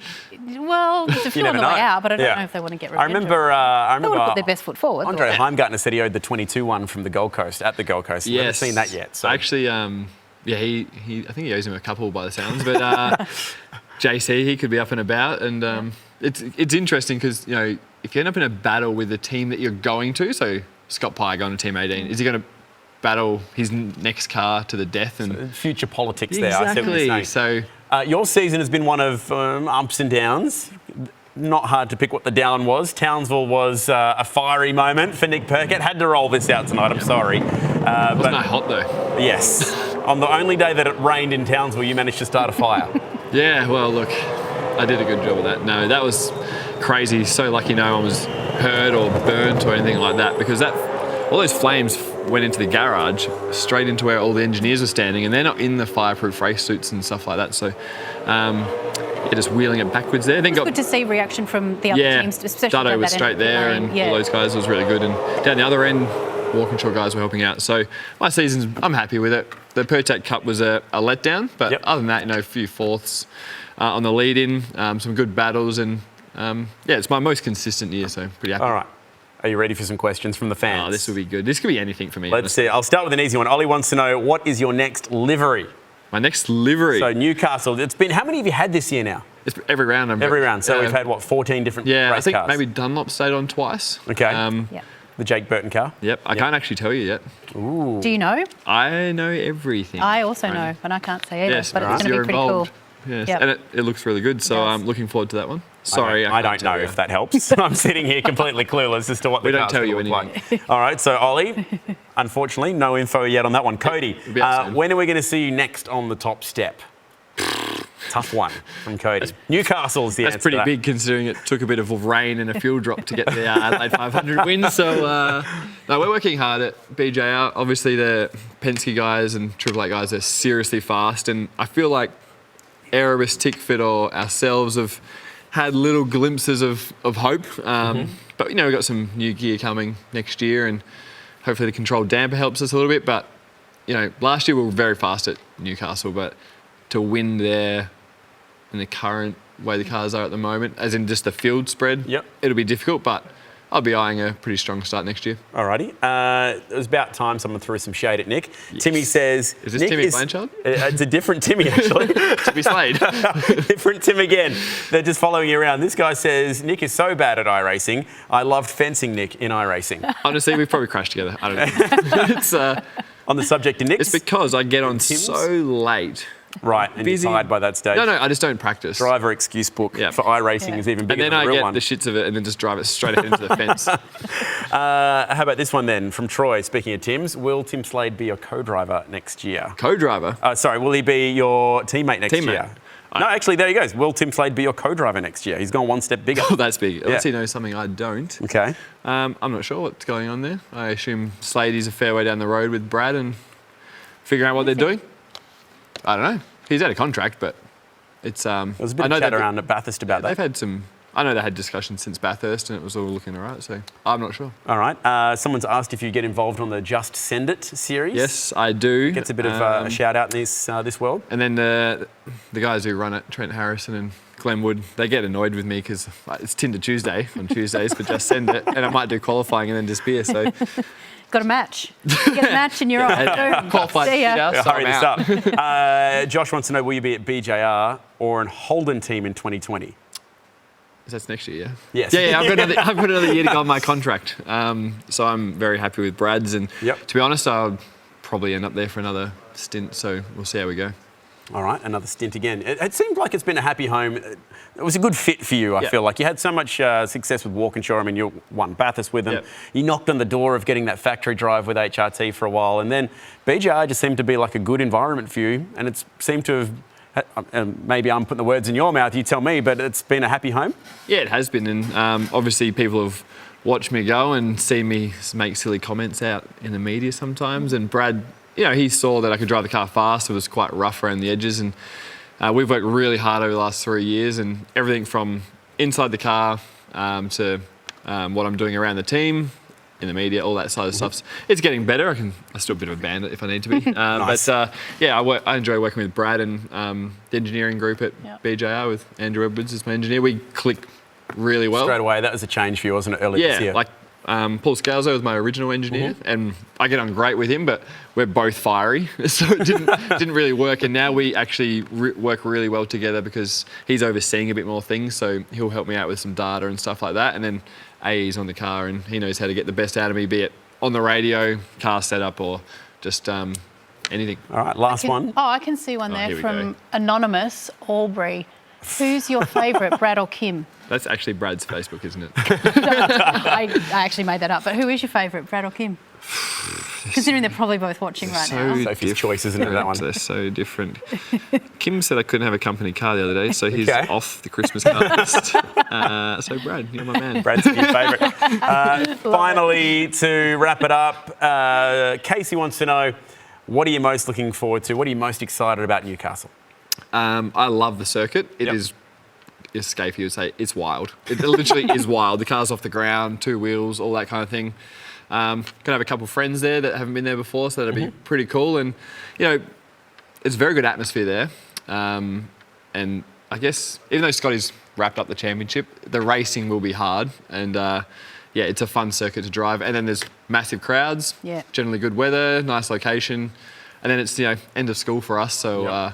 we get to have a little bit of a break. The party's always good. Yeah, speaking of parties, you're going to the Supercars Gala. Who's your date? Be there. One of your male friends, I understand. Josh Do is the two of coming. you need some help? I know it's Tinder Tuesday, but maybe we need a Tinder Wednesday, Thursday, No, Friday, I told Brad Saturday. to leave a few seats free, and I'm just going to invite some Okay, so special guests. Facebook Live, if you're interested. There you go, come send in. your requests in. Josh actually told me to throw a shout out and just be like, invite some girls to the gala for us. What better way to meet them online? Hit him up on Facebook Live. Hit Nick up on Twitter if you'd like to come to the gala this year. But yes, I'm taking Josh, and Brad's already given me a little bit of a, can you just keep it to a dull roar? Because he's heard how it happens at the few after parties if a few of my mates are there. So it'll be fun, but it's cool. Definitely not be covering that on Facebook. No, one thing... I'll find you. Don't worry. Good, I'm glad. One thing that's definitely going to be happening now that we officially know at Sandown is we're going to be crowning Scott McLaughlin as the champion. Once again, we did so last year, and that's going to be happening again this year. It's been a massive year for him. He picked up that win at Bathurst as well. It's been a dominant performance through most of the season. The Red Bull cars over the last few weeks have caught up. Definitely Red Bull specific circuits being down on the Gold Coast, but Scotty's a man in form. Doesn't matter which way you look at it. Yeah, exactly. I for one's been pretty critical of what their team's been up to lately, but you cannot take anything away from the way he's driven this year. Obviously, Fabian is a classy driver, and Scotty's a long way up the road. So credit to him. Known him for a long time now, and he's done a mega job. So well done to him on his second chip.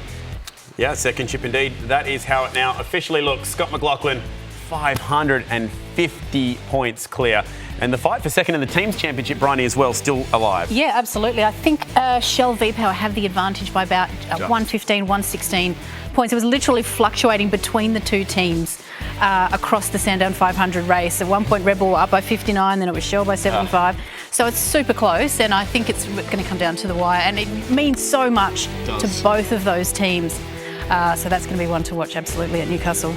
All right. Thank you, everybody, for your questions online. We're going to push straight ahead now to Brands Hatch. And this is a track where Nick has been racing before. What a cool joint this is, Nick. Take us around. This circuit is absolutely wild. Turn 1 is blind, right-hander, and downhill. And then we come up into, I think it's Paddock Bend there from memory. I can get a track map we can follow along. And it's actually, again, another circuit, very old school, narrow. And it's actually quite undulating. So they get to race on the long circuit. I race on the Indy circuit at the Formula Ford Festival, which would have went right there. It's a very short lap on that one. 50 seconds. But yeah, then they head out. Literally, this is out into a forest. iRacing's done a good job of it, but it is seriously beautiful out there. And I did the track walk for the long circuit, but didn't get to drive this part. But it looks mega. High speed, blind corners, no runoff. Oh, there is runoff, but you find the fence pretty easily. So all through these sequence of right-handers, look how downhill that is. It's doesn't do it justice watching it on here. Yeah, the whole lap is just up and down. It's an amazing ride, Brands Hatch. A cool circuit, 3.9 kilometres. I think what I love about this is when you go back and you look at all the old Grand Prix circuits and you see their original shapes, and then you see what they are today. They're so different. Not Brands Hatch.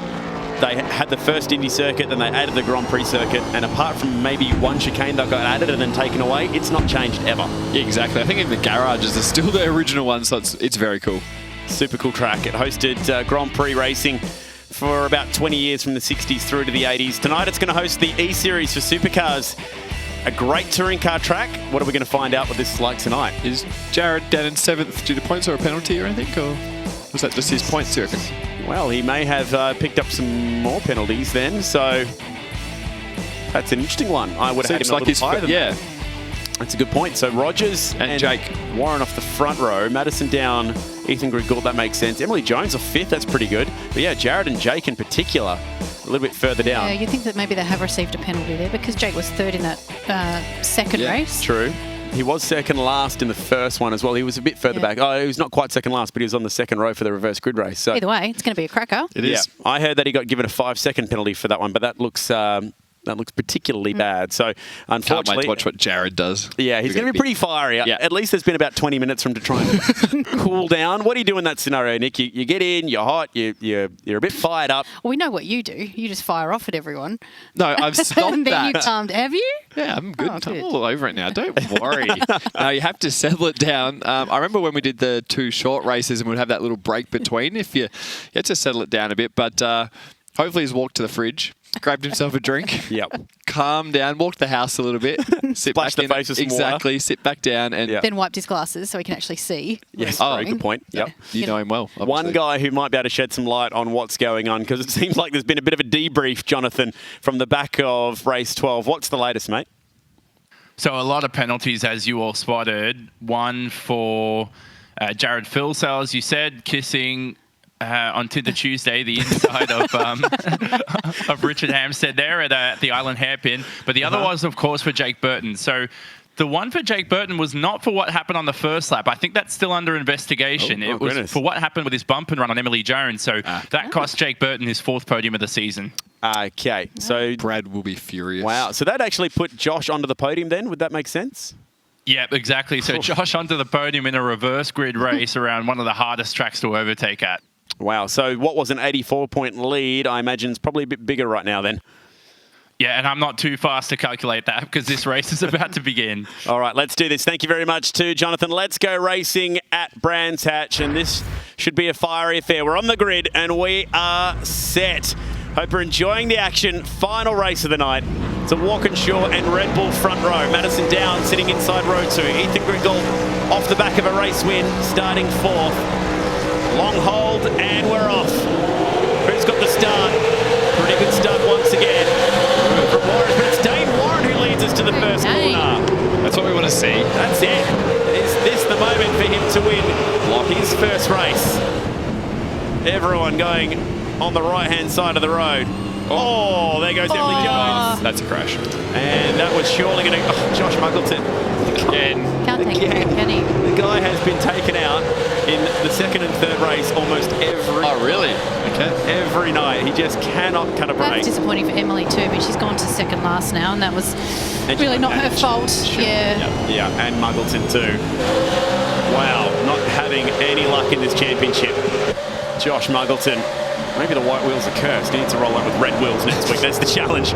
We want some red wheels on that car. Maybe that'll change their luck around. As we go past the Grand Prix start and the Grand Prix area, the big long loop through Derrickminster Straight and Westfield. My favourite corner, Dingledale. You're a Dingledale. It's a chicane, a very fast blind chicane, which they have since changed. And a couple of interesting guys who have washed out of all this. Look who it is once again. The rivals, the 22 of Jared Filsell, tucked in behind the Ford of Richard Hampstead. Do you think Richard might be in danger of getting a penalty, though, for that incident with Emily? I would say yes. He may also have a bit of damage as well, so... But how hard will he fight against the guy who sent him last race? He'll be on the block here straight away. There we go, Warren. Can he hang on to the lead? Yes, for now. Josh Rogers is so good. He's in a mood tonight. Formula Ford Festival, you'd come off turn 1 and just drive straight down the right-hand side, down the white line. Right. It was horrifically slow, but you can't pass if you do that. There is a couple of famous moments that have happened under this bridge when you go right across the top. Yes. And then plunge down the hill through Pilgrim's Drop. How fast is Josh again? He's just... Every circuit. He's just tuned in every night. The only night where he was slightly off was round 1 here in the studio using unfamiliar equipment. And he was also fresh off the plane as Hampstead. And oh no, they'll go at it. He's hit him again. That was a bit of a rub then. And Jake's going to get involved in this. Watch out, Jake Burton, because he's going to have him off here. This is good. What's going to happen? Hampstead on the outside. Oh, he just got himself caught off the line and Burton's picked his pocket. Hampstead will be getting angrier and angrier in that car. Not sure I want to be on the outside of him right now. No. Burton's the man. And whoa. Wow, that's one way to get out of the battle. Dive in the pits. Oh, now the fight for the lead is on. Guess who? Josh Rogers. Over and under, maybe? No. Got it done. There's no stopping him. There is no stopping him. And he is on for 3 podiums in a night. No one has achieved that yet in the E-Series. Yeah, he's just seriously fast. Someone asked us last week, would he be able to translate that speed into a real supercar? I know they're poles apart. He's done a bit of karting. Have you seen him on your karting days? Because you obviously frequent the karting tracks in the country quite a bit. Yeah, I actually haven't seen him at a go-kart track. Be hard. The supercar, especially in iRacing, is very different to drive than the real thing. If he was fast in like the GT car and stuff on iRacing, it might translate. But yeah, it's hard to say, isn't it? Once it's real life, and might be actually a little bit scary. Maybe. But his speed in iRacing this year, seriously fast. He's unbelievable. I'll just rattle off here what he's been able to achieve, and that is this season when he's gone on this incredible streak of wins. He is the World VRS GT iRacing champion. That's essentially the World GT Championship. Yep. So he won that. He's also picked up the win at the 24 Hours of Le Mans, 24 Hours of Nürburgring, 24 Hours of Daytona, and he recently won the Porsche Super Cup Championship as well, which paid 30 grand to win. How does he have time to do all this? He's the man. he's also a virtual racing school coach. That's his job. So he lives. Oh, so he doesn't actually. That's his job. Yeah, That's pretty cool. this is what he does, and this is why he's the best. Yeah, makes complete sense, doesn't it? Even the way he drives the track, his lines are quite a lot different to the two cars following him. So What can you see that's different? he turns in from a wider angle, so he turns in later to get a big exit at a few of the spots around the circuit. And he finishes narrow on exit as well. So when you saw him following Warren, that's why you always saw him looking, showing the nose on the exit. Yeah, so it's impressive. What a start it has been to the final race of the night. Josh Rogers. Ethan's doing a good job hanging in there. He's got good speed. Let's turn our attention to the lap times this time by and see exactly what that speed's like. Dane Warren not letting Josh Rogers get away here. So that's a good sign as we tip up to the end of lap number 4. They're in. Early pit stops. Why did he follow him in? Should have done something different. We're going to pass him behind him in the pits. And that was a chance there to try and lay one good lap in. Yeah, exactly. He's not going to pass him because he's going to follow him again. Sometimes you just got to do what's different. And Madison Down will now be your race leader. Jake pits as well. Yep, so Phil Sell, Muggleton, Brady, Hampstead, Hobson have all pitted. Oh yeah, we'll see where Hampstead comes out in relation to Jake. Oh, this is tight. Is he close enough to maybe get a surprise move down the bottom of the hill? Oh, had a massive push mid-corner. Cold tyres. Yeah, he's coming. And that'll be as close as he can get. So what about Madison Down then? He was third before the pit stops. That last lap of 124.8. Yeah, hopefully he stays out a bit. Just be good to see if he can make any hay. Fastest lap of the race, 124.6 and a 124.5 actually for Madison Down. So he's fast. Madison Down's fast at the moment. There's a chance. He needs a mid-24 this time by. Also a big chance, I reckon, Madison Down pits this lap. Jonathan, what's the latest? And that's exactly what I was thinking. He needs to cover off that undercut from Phil Sell because it's working quite well here around a track where the tyres get worn out quite a bit. So let's have a look at Madison Down dives in, and he does. So this is a good pit stop for Madison. If he went one lap longer, I think that Walkinshaw car of Phil Sell would have jumped him. Nicely done. So he's fighting off that undercut. It's the quickest run down pit lane almost for the entire season, just a 20-second transit, including the pit stop, as Ian Ford goes to the lead of the race.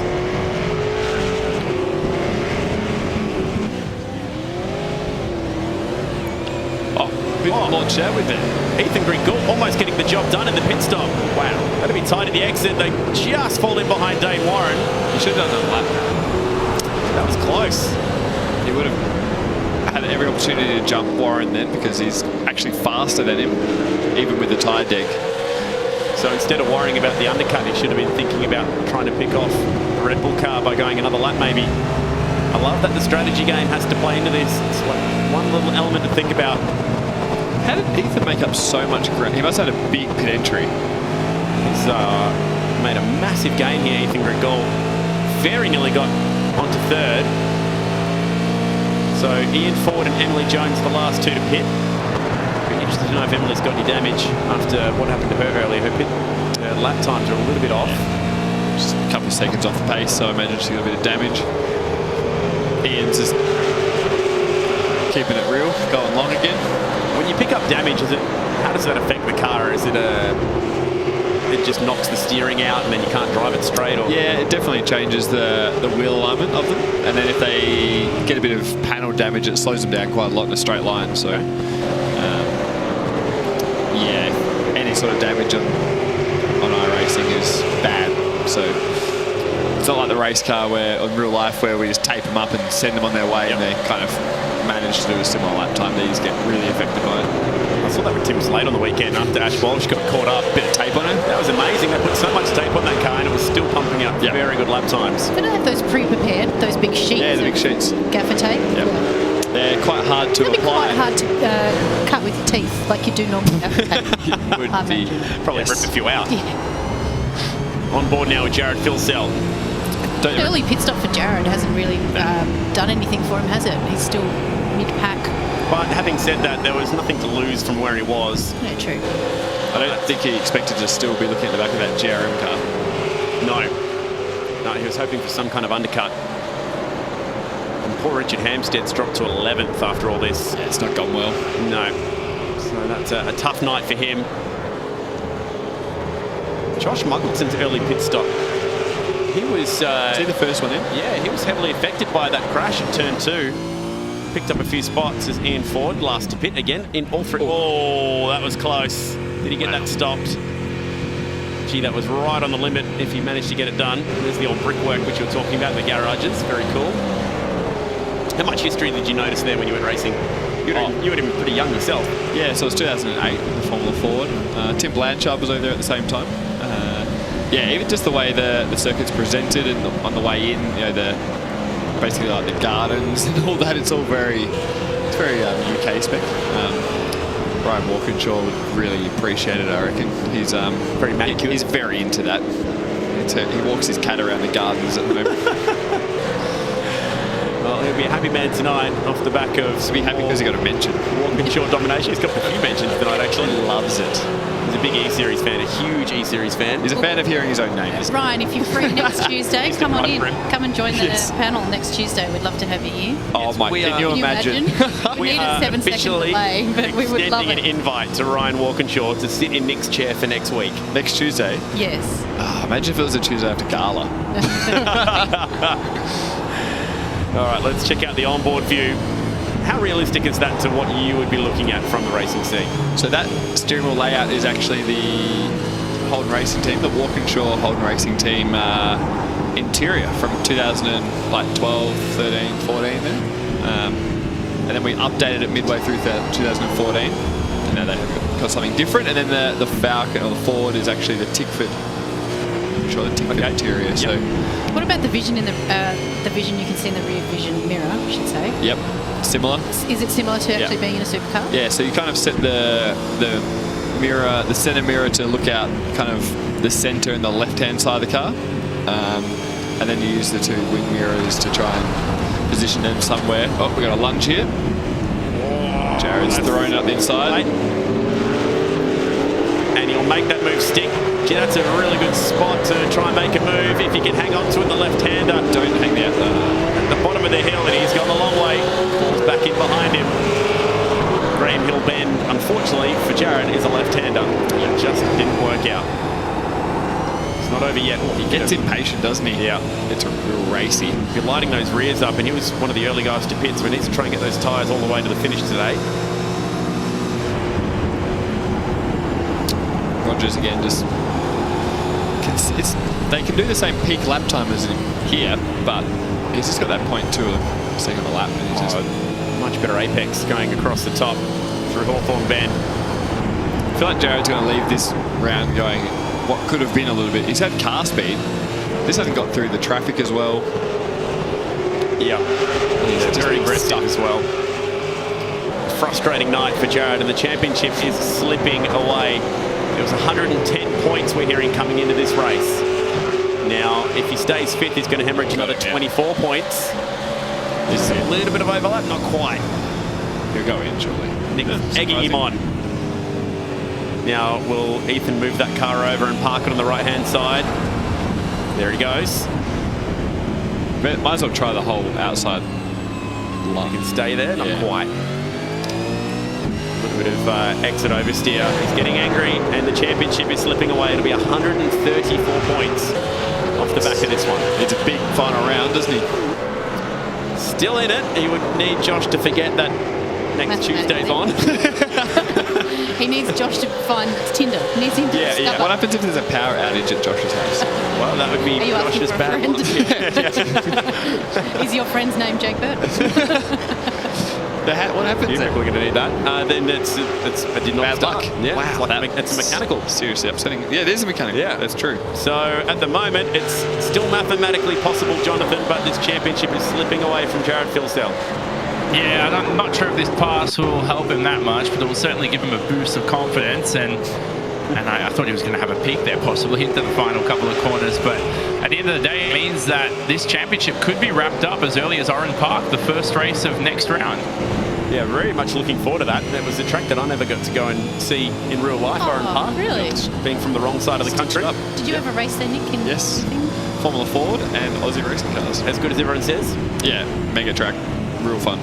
Looking forward to that. That'll be E-Series action next Tuesday. Well, they're out in the gravel here. The original Paddock Hill bend used to run out quite wide there, and they decided to re-profile the corner, make it a little bit tighter, and then use that, what was the old racetrack as runoff now, which now has gravel on it as well. Probably not a bad idea. Yeah. The whole track used to be the Indy circuit, which is turning right there, and as Phil Sellers just about got this done now. That was aggressive. And they'll run side by side across the top and under the bridge. Ryan will be loving this, watching his car. On the outside, through Hawthorne Bend, he'll have to fall back in, maybe the over-under. Oh, this is nice. He's done it. He's got it too. Could turn him around. Up to Westfield, has to fall back in behind him.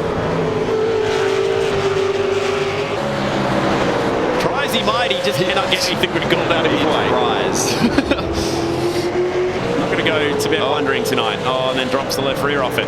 Didn't need that because now he's going to lose the opportunity to pass at turn 2, start of the final lap. He's dropping wheels off everywhere at the moment. He's aggressive, he's angry. And he's almost out of laps. As his teammate skips away for what will be another win. Last lap. Madison down on for another podium. Look at them. They do maximise the cars in this. It's quite good to see. They use all the road, bit of gravel trap at exit of 1. Yep. Madison, his peak lap time was really fast, but then hasn't been quite as consistent as the two ahead, and maybe making a few little mistakes, but another really solid night for him. The guy who's quick right now is Ian Ford. He pitted last. Yeah, so he's making the most of those fresh tyres, but can't quite get onto the back of Jake Burton. Last time down the Pilgrims drop, and huge lead. Yeah, have a look at this, would you? Nearly 2-second gap. He's closing out another race on the English countryside. It's been kind to him. A first, a third, and a first. He's had to earn it today. He's come from last in that second race. He didn't lead the first lap here. It's impressive.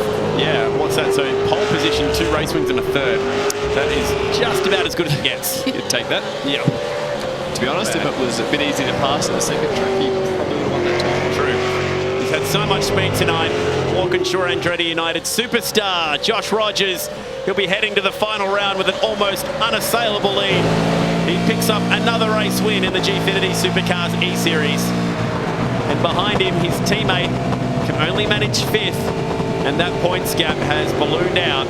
Initial read is 134 points, but we'll wait for confirmation on that. And now he can celebrate.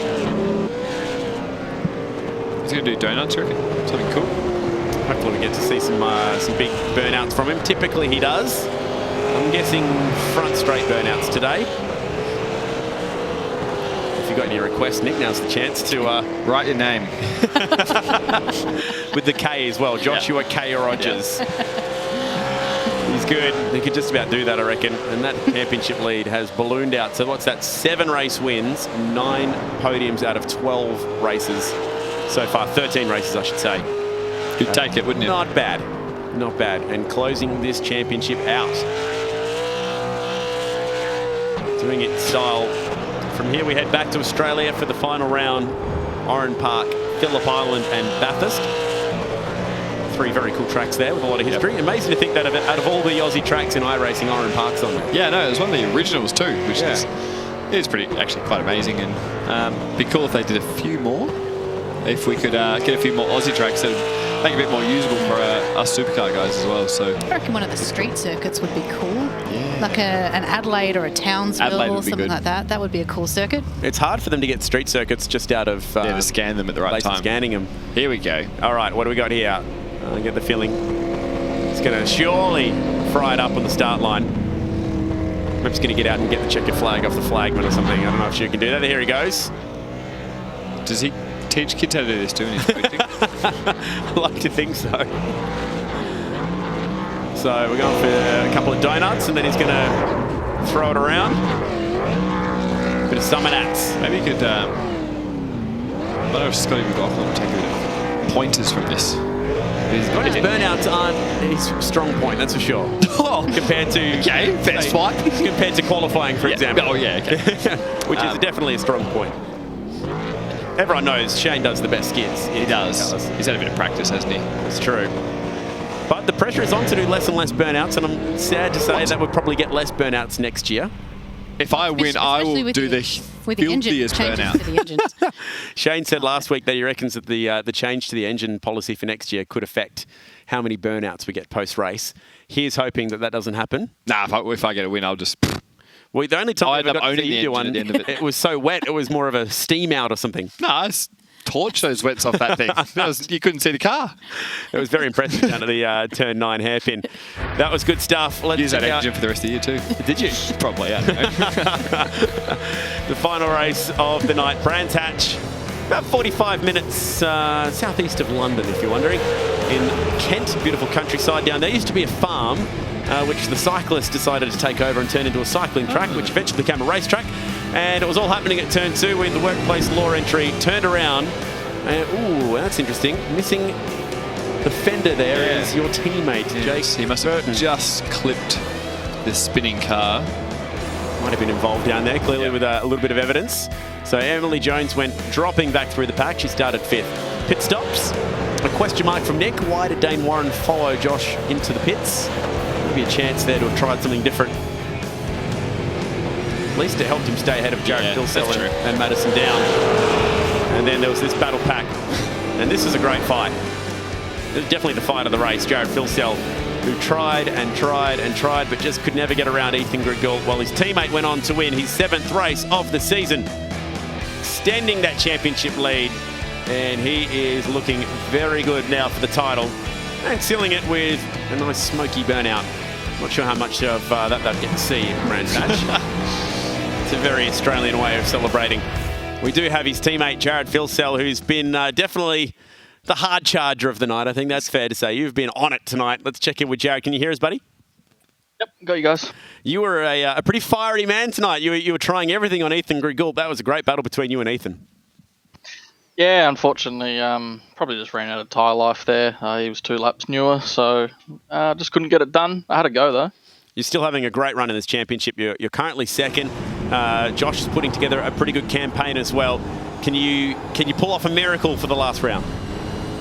Probably not. We're going to need a lot of luck there to get up on him, unfortunately. But I think he's doing a very good job. I mean, he's definitely the benchmark, so he's giving me something to aim for, which is good. But more importantly, we're getting it done. I've got to ask you about the move at Oulton Park. You and Richard Hampstead at the hairpin. Can you tell us what happened there? A little bit of return serve. Yes, that's what we wanted. You've got Nick Percat's official seal of approval, mate. Well done. That's good. Congratulations on a good night of racing. Jared, best of luck for the final round, mate. You've got a bit of a points deficit, but go win some races. Thanks, guys. I'll do that. So there you go. Return serve. Perfect. We love that. That's good. A bit of aggression, I think Jared needs to find out where Josh lives and organise for someone to cut the power off at about 7:30 p.m. Yeah. Correct. Or send him some Uber Eats, which seems to be what they like to do to each other. Exactly, yeah. What? Yes. So when Jake Burton won his first race, Josh sent him a burger with no bun, no meat, no cheese. It was just to his house. pickle.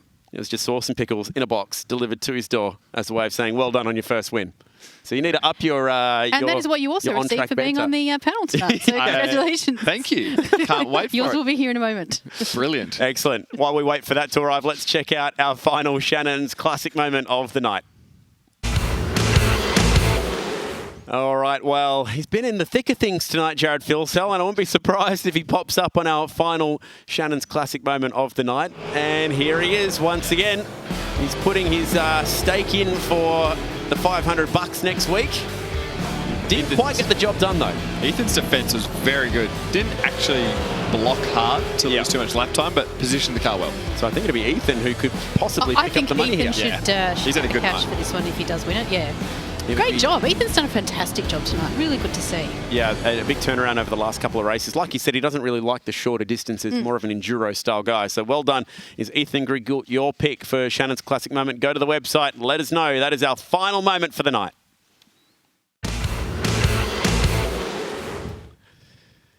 So voting is now officially open. Go and check that out. You can win yourself $500 just for voting. It's free and easy to do. And that is how they wipe out for the last night. Josh Rogers, a win, a third, a win, plus the pole award tonight. Not bad going at all. Feel sorry for Emily Jones in that one. She was campaigning strongly until that incident at the start dropped down to 9th. Bradley Myers again having a bit of a tough evening, and Richard Hempstead in and amongst a lot of the action, but didn't translate into results, unfortunately. And that is the 5th time that Dane has finished second, yet to get his first win. So close. Yeah, unlucky. It's going to be coming soon. All right, stick around. We're going to wrap things up. Check out the championship points. On the other side of this, it's been another great night for Josh Rogers.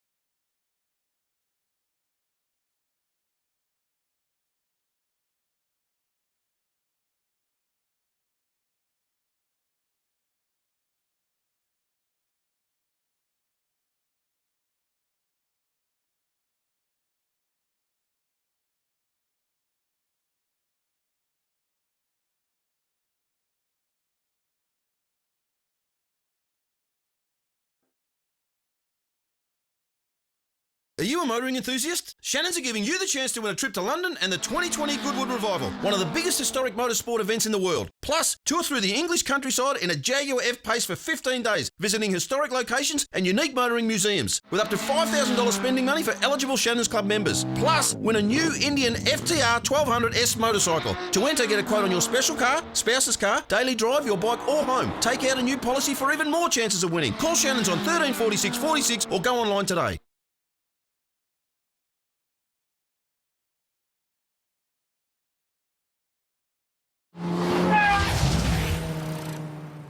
Thanks to Shannons, you could be riding away with this amazing Indian FTR 1200S. Plus, there's also a trip to London up for grabs for the Goodwood Revival, a retro festival set in the 40s, 50s and 60s. There's lots to win. To enter, just go to shannons.com.au to request a quote. It's Tuesday, so that must mean it's a day for Josh Rogers to go and win some races in the E-Series. He is ticking them off. What a great performance once again tonight. A first, a third, a first, as Rogers continues his form. Been pretty much from Bathurst all the way through. No one has been able to get next to this guy.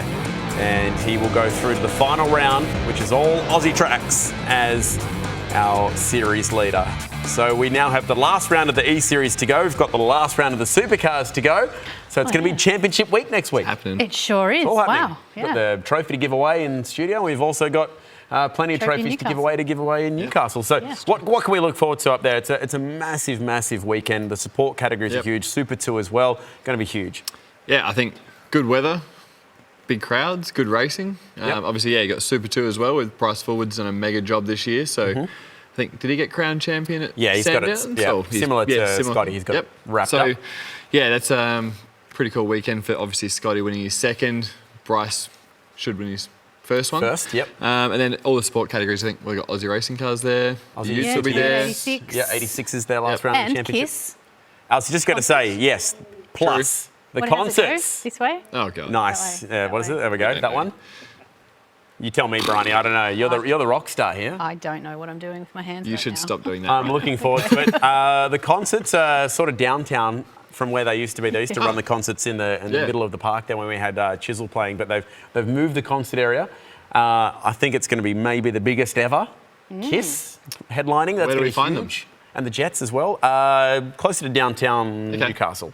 Right. So that's your Saturday night. Absolutely. Follow the crowds. Lock, stock and plan. If you want to go. So it's going to be huge. The only championship which isn't wrapped up is ours, the E-Series. That's still on technically up for grabs, but going to be very hard to pull him back from here. It is 134 points. We can now officially draw a line between 2 and 3 because everyone from below that line out of contention for the final round.